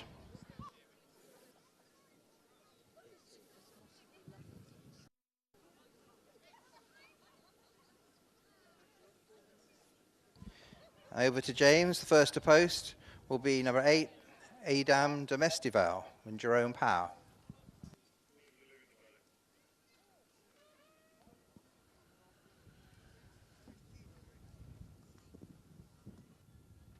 Thanks, Adrian. You and Lorne have done a great job this afternoon. Well done. Let's see if I can emulate you by keeping tabs of these 7 in the next 10 minutes or so. Adam Domestival, as you rightly say, first to post. Jerome Power aboard. Beige with the purple Cross de Lorraine, beige sleeves, beige cap, purple diamond. That's number 8, Adam Domestival. Next is the colour change, and that is now dark blue and red chevrons worn by number 20, Sum It Up, the mount of Charlie Marshall. So dark blue and red chevrons are the new colours for number 20, Sum It Up. Next to post, Broomfield Boy. Broomfield Boy number 4, Oliver Timms is the jockey. That's in addition to your race card, white with the royal blue sleeves and collar, hooped cap, Tim Underwood's colours. Alongside this one is Great Vizier in the oh so famous Turner family colours, the most famous or most successful colours in the history of East Anglian point-to-point racing. And possibly, in fact, the most successful colours in point-to-point racing right across the nation. Thousands of winners have carried jockeys wearing these colours, which are dark blue, white hoop and a check cap. Rupert Stern aboard. Pleased to say Rupert having a rather happier time on Great Vizier on the way to the start than he did on Beidou Pal before the previous race. But clearly none the worse for that.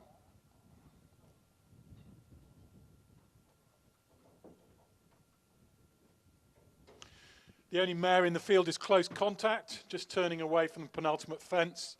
Charlie Buckle wears his own colours. Charlie is an addition to your race card as the jockey, navy blue with a light blue star. That's number 6, Close Contact.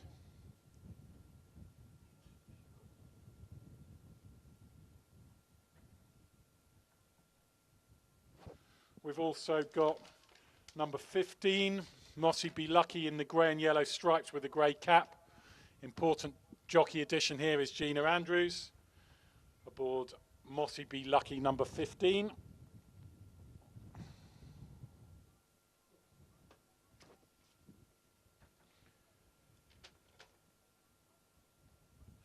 And finally, the field of 7 is completed by Kerr Melba number 12. Phil York rides in the royal blue with the orange chevron and the white hoop sleeves. Royal blue cap and orange star, that's number 12, Kerr Melba.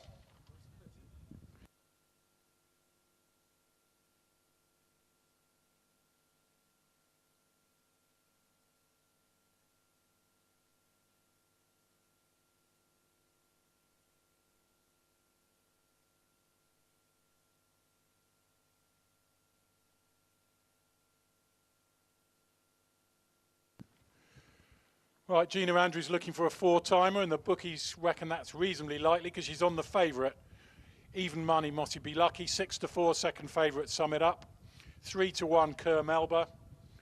And then on the other page, 6-1, Edam du Mestival. 7-1, Broomfield Boy. 10's Great Vizier. And 16's Close Contact. Shouldn't be too much longer before we're getting underway for our finale, Div 2 of the maiden race.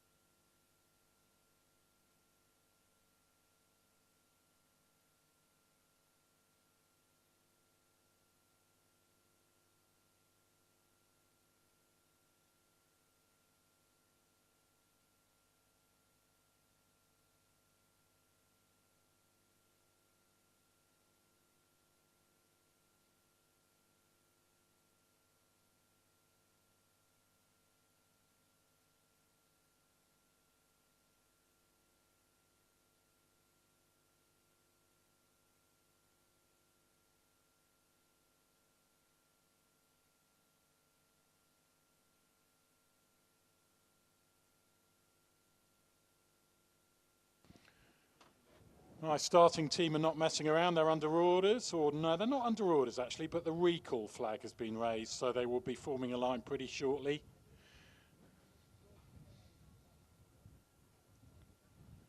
Tim Moore is just standing at the foot of his starters rostrum, hasn't actually gone up the steps yet.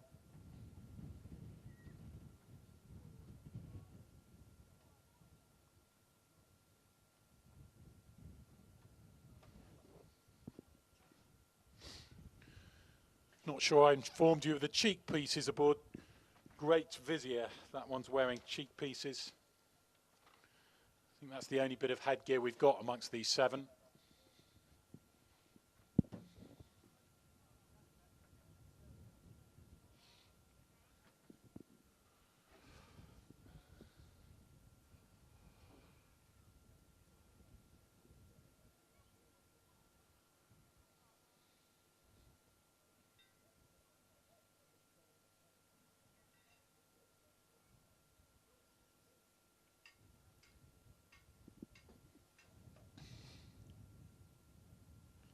Recall man appears rather keener on getting home for his dinner than the starter does.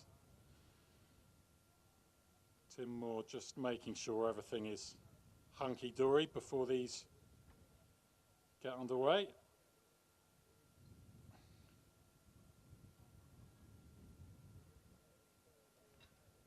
But there doesn't look to be any reason why they shouldn't be off, and now Tim is going up his steps. So he'll shortly be calling them in. So Division 2 of the maiden race, 7 runners, just been called to order by the starter.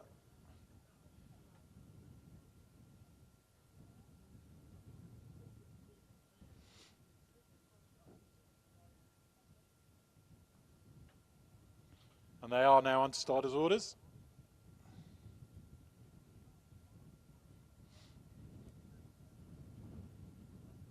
And they're all right. Mossy Be Lucky and Sum It Up are in the front rank, along with Broomhill Boy. And they're going at a sedate pace towards the first of their 19. And they're all over that safely. Mossy Be Lucky, Sum It Up, Broomhill Boy. One who's rather keen is the mare, Close Contact. And then the 3 back markers are Great Vizier, Edam du Mestival and Kerr Melba. Heading on to fence 2. Mossy Be Lucky. Jumps it well. Quite badly out to his right there was Sum It Up, which is going to be a poor attribute if you do that over 19 fences on this left-handed track. Yeah, he's done it again. So Sum It Up constantly giving away ground by jumping out to his right, but still very much with the others. And he's over the ditch, just about in front, Sum It Up. Sum It Up leads from Mossy Be Lucky. And with the left-hand turn and Sum It Up now steering a wider course because of his errant jumping. That allows Mossy Be Lucky to go on. In third place, Broomfield Boy. Fourth is Kerr Melba, and then Great Vizier. Heading on to fence 5. Leaders are all over safely. Rather hesitant there was Broomhill Boy. Particularly good jump by the leader, Mossy Be Lucky. Mossy Be Lucky from Summit Up. Then Kerr Melba, Edam du Mestival. Close Contact is now the back marker. Broomfield Boy has dropped back to 6 of the 7. Beautiful view across the valley. Particularly good from up here in my commentator's eyrie, but we mustn't take these things for granted. And we've been lucky to have some sunshine, admittedly rather chilly sunshine today. Well done to the marriage team for, as usual, having their course in immaculate condition. Oh, another poor jump there by Summit Up. Lost a couple of lengths. Was in second place going into it and came out to it in a share of third or fourth. Mossy Be Lucky leads from Kerr Melba. Then Edam du Mestival, who's moved up a bit. Broomfield Boys 4th, Summit Up 5th. Then Great Vizier, and last of the 7 is Close Contact. Over the next, which is fence number 8, Blunder in rear by Close Contact, who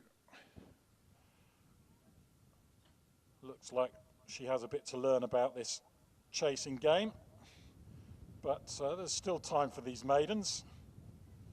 Just at their commencement of their jumping careers. And it's Mossy Be Lucky, the favourite, who leads, coming into the 9th fence. Gina Andrews not letting her foot off the pedal at the head of the Jockeys Championship. She's ridden more pointing winners this season than any man or woman, and certainly not letting next week's Cheltenham festivities allow her to stop the bread and butter of riding point-to-point winners, and she's going for her 4th of the day here aboard the leader, Mossy Be Lucky, who jumps fence number 10 in a 2-length lead from Edam du Mestival and Kerr Melba, and then Summit Up on the outside. Behind these, Close Contact, who's made up a bit of ground now and has tagged on to the back of the leaders alongside Broomfield Boy, and the one who's struggling and beginning to lose contact is Great Vizier. Over the next, Summit Up still charting a wide course, but doesn't seem to be quite so out to his right as he was this time last circuit. Yeah, it's a bit straighter there, and one's gone. Close Contact. Nasty fall for Charlie Buckle, who I can just about see round the corner of the wing of the fence. I think he's about to get to his feet. The others are onto the ditch. Great Vizier has been pulled up, and Charlie is up. Yes, Charlie's up, thankfully. So, turning left-handed, Edam du Mestival has moved up to within half a length on the inside of Mossy Be Lucky. Then we have Kerr Melba and Summit Up. These are all within 2.5 lengths of each other. And then there's a 3-length break back to Broomfield Boy. Broomfield Boy would be a rather apt winner here, given that Broomfield is just down the road. I dare say a few of you have at times been to Broomfield Hospital. I've certainly been there a few times. But it doesn't look like the coincidence punters are going to be collecting if they are backing the local name, because Broomfield Boys now drop back to last of the 5, still going in the contest. Right, back from behind the trees, and Summit Up is alongside Mossy Be Lucky. Mossy Be Lucky now goes on by a length as they come to the next, which is 5 from the finish. Yeah, good jumps by the first 3. Edam du Mestival is 3rd. Now just dropping off the leaders is Kerr Melba, and Broomfield Boy may shortly be passing that one. Mossy Be Lucky over the next. Now Edam du Mestival has gone 2nd. Summit Up, though, not giving that spot without a fight. And Summit Up now right on the quarters of Mossy Be Lucky as they jump the 3rd from the finish, and Edam du Mestival is also right there. These have drawn 8 or 10 lengths clear of Kerr Melba and Bloomfield Boy, but coming up this really stamina-sapping final hill for the final time today, And there's a 3-horse battle emerging in our final race. Heading into the wings of the second last, and Sum It Up has gone on from Edam du Mestival and Mossy Be Lucky. And Edam du Mestival now just has the lead from Sum It Up. Mossy Be Lucky looks like he's cried enough now in third place. He's dropped 4 lengths off the 2 leaders. So it's going to be a straight fight between the beige colours of Edam du Mestival, the dark blue and red of Sum It Up as they come to the 19th and final fence. Possibly Sum It Up just going the better of the pair. Into it now. Sum It Up the far side. Edam du Mestival the near side. There's little to choose between them. Maximum pressure. Edam du Mestival is now toiling in second place, but Sum It Up is hanging right across him. And as they run to the line, first past the post is definitely going to be Sum It Up, who looks very green, but has finished first past the post. Edam du Mestival possibly interfered with on the run-in. See whether the stewards want to have a look at that. And then in third place we had Mossy Be Lucky and Broomfield Boy. I wouldn't be able to tell you whether that one jumped the last or not, but it possibly is going to walk over the line for fourth place, but it hasn't got there just yet. Just looking back down the course, we have Kerr Melba, who has stopped, and of course we lost Great Vizier, pulled up a circuit or so ago, and I'm pleased to say that Charlie Buckle jumped up from his fall from close contact. The winning time, 7 minutes and 16 seconds. 7 minutes and 16 seconds.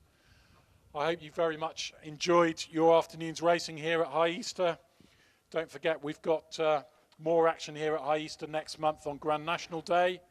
So you can enjoy all the fun of the fair that day when there'll always be a big crowd and a fantastic atmosphere.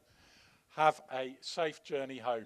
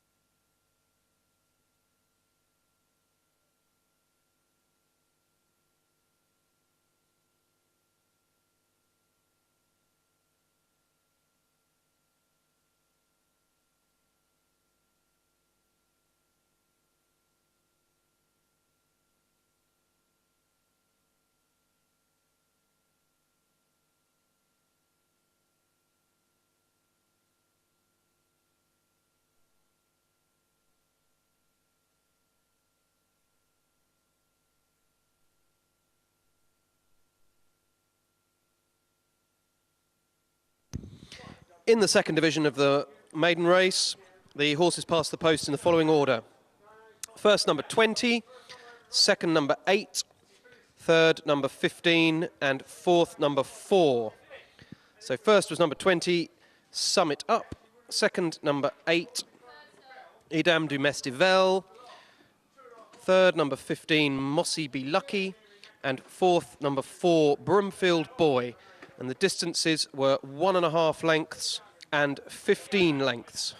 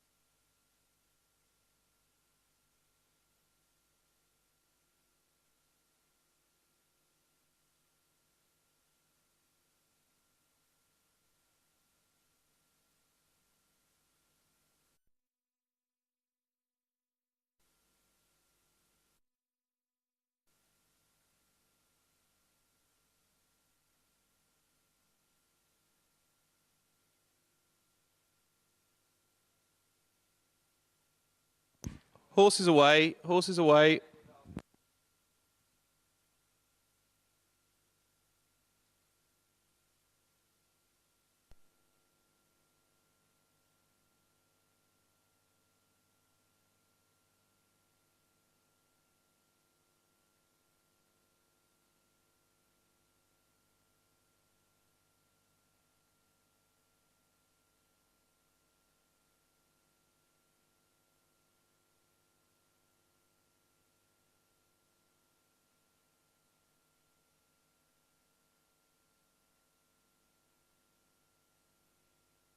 And to finish off the day, we're going to present the most magnificent trophy for the maiden race, kindly sponsored by Prime Agriculture, to Brian and Debbie Mylott, who are part of the syndicate, the Dalma Racing Club.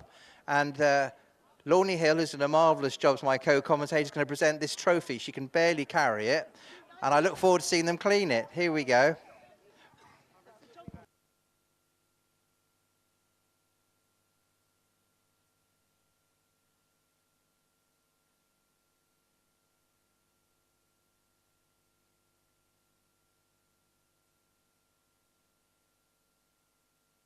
Thank you, Adrian.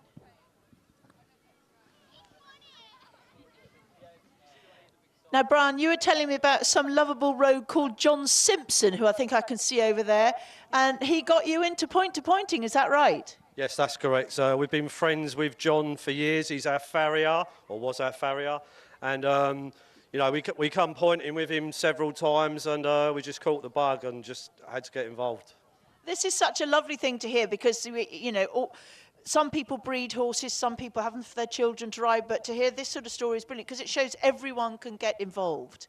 And how are you involved, Debbie? Have you been excited about the whole thing, or was this Brian's idea? Well, it was Brian's idea, but I was quite happy to go along with it. I love horses anyway, so anything horse-related, and I'm there. Excellent, and it is something the whole family can do, and it's a lot more fun for us to come along rather than just being golf widows or football widows or something, isn't it? It's a lot more fun. It definitely is, yeah. Yeah, good day out. And how many horses have you got? We've got 2 with Andrew at the moment. We've got Snow Leopard. He's hoping to race in a couple of weeks, but we haven't had Summit up long. He's come over from Ireland. We've bought a couple of shares, but there's still a few shares going, so if anyone's interested, contact Andrew. I should think they'll be snapped up pretty soon because he was a good winner today. He'd be better on a right-handed course, I would have thought, wouldn't you? He just jumped back quite noticeably right. Yeah, possibly, yes. We're happy to win at High Easter. It was our local track. We now live in Suffolk, but, you know, once an Essex boy, always an Essex boy. Excellent, excellent. Thank you very much for coming today, and congratulations on your winner. Thank you.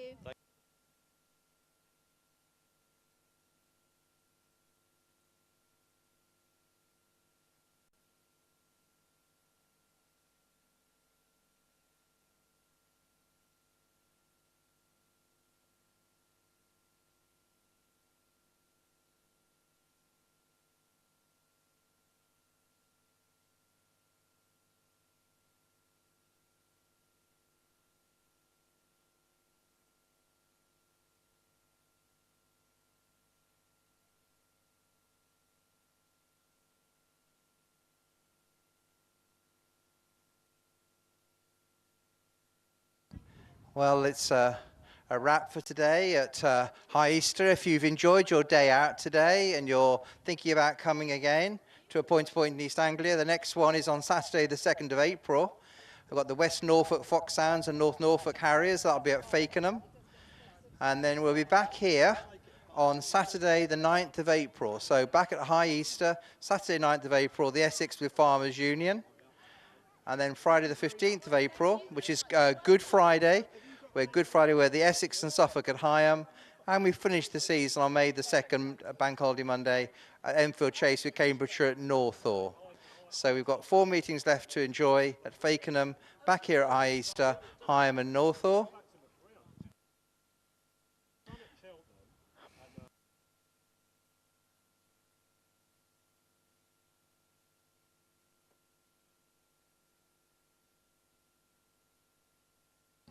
And I think Lawn Hill's still going to interview Charlie Marshall.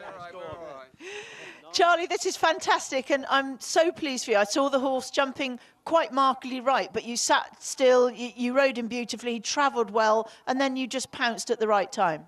Yeah, Andrew kept saying to me that he can be a bit gassy, so I kept trying to sit, and actually he jumped best when I was really riding and getting towards it. The further we went, the better he jumped, the more racing we got, so. He looked like a really smart horse today. You must be very pleased. Yeah, he really is, and I came into the last and I was on fumes, and he still came up out my hands, so he's really, really nice, gutsy horse, and he definitely wanted to win today. And tell us a little bit about, you've had a nasty injury recently. Tell us a little bit about that. On the 30th of January, I had 2 falls back-to-back, and one of them I burst a hole in my lungs and tore my esophagus. But luckily, Jerry Hill at the BHA has been amazing, and he's got me to see all the right people, and I had all the help I can, and it's great to be back winning again so soon after. Fit as a flea, and ladies and gents, the people who are listening, you can see how tough these jockeys are. Anyway, well done today, that was fantastic. Thank you, and can I just say thank you to a lovely Second division day of the and how maiden, well it was done. weighed in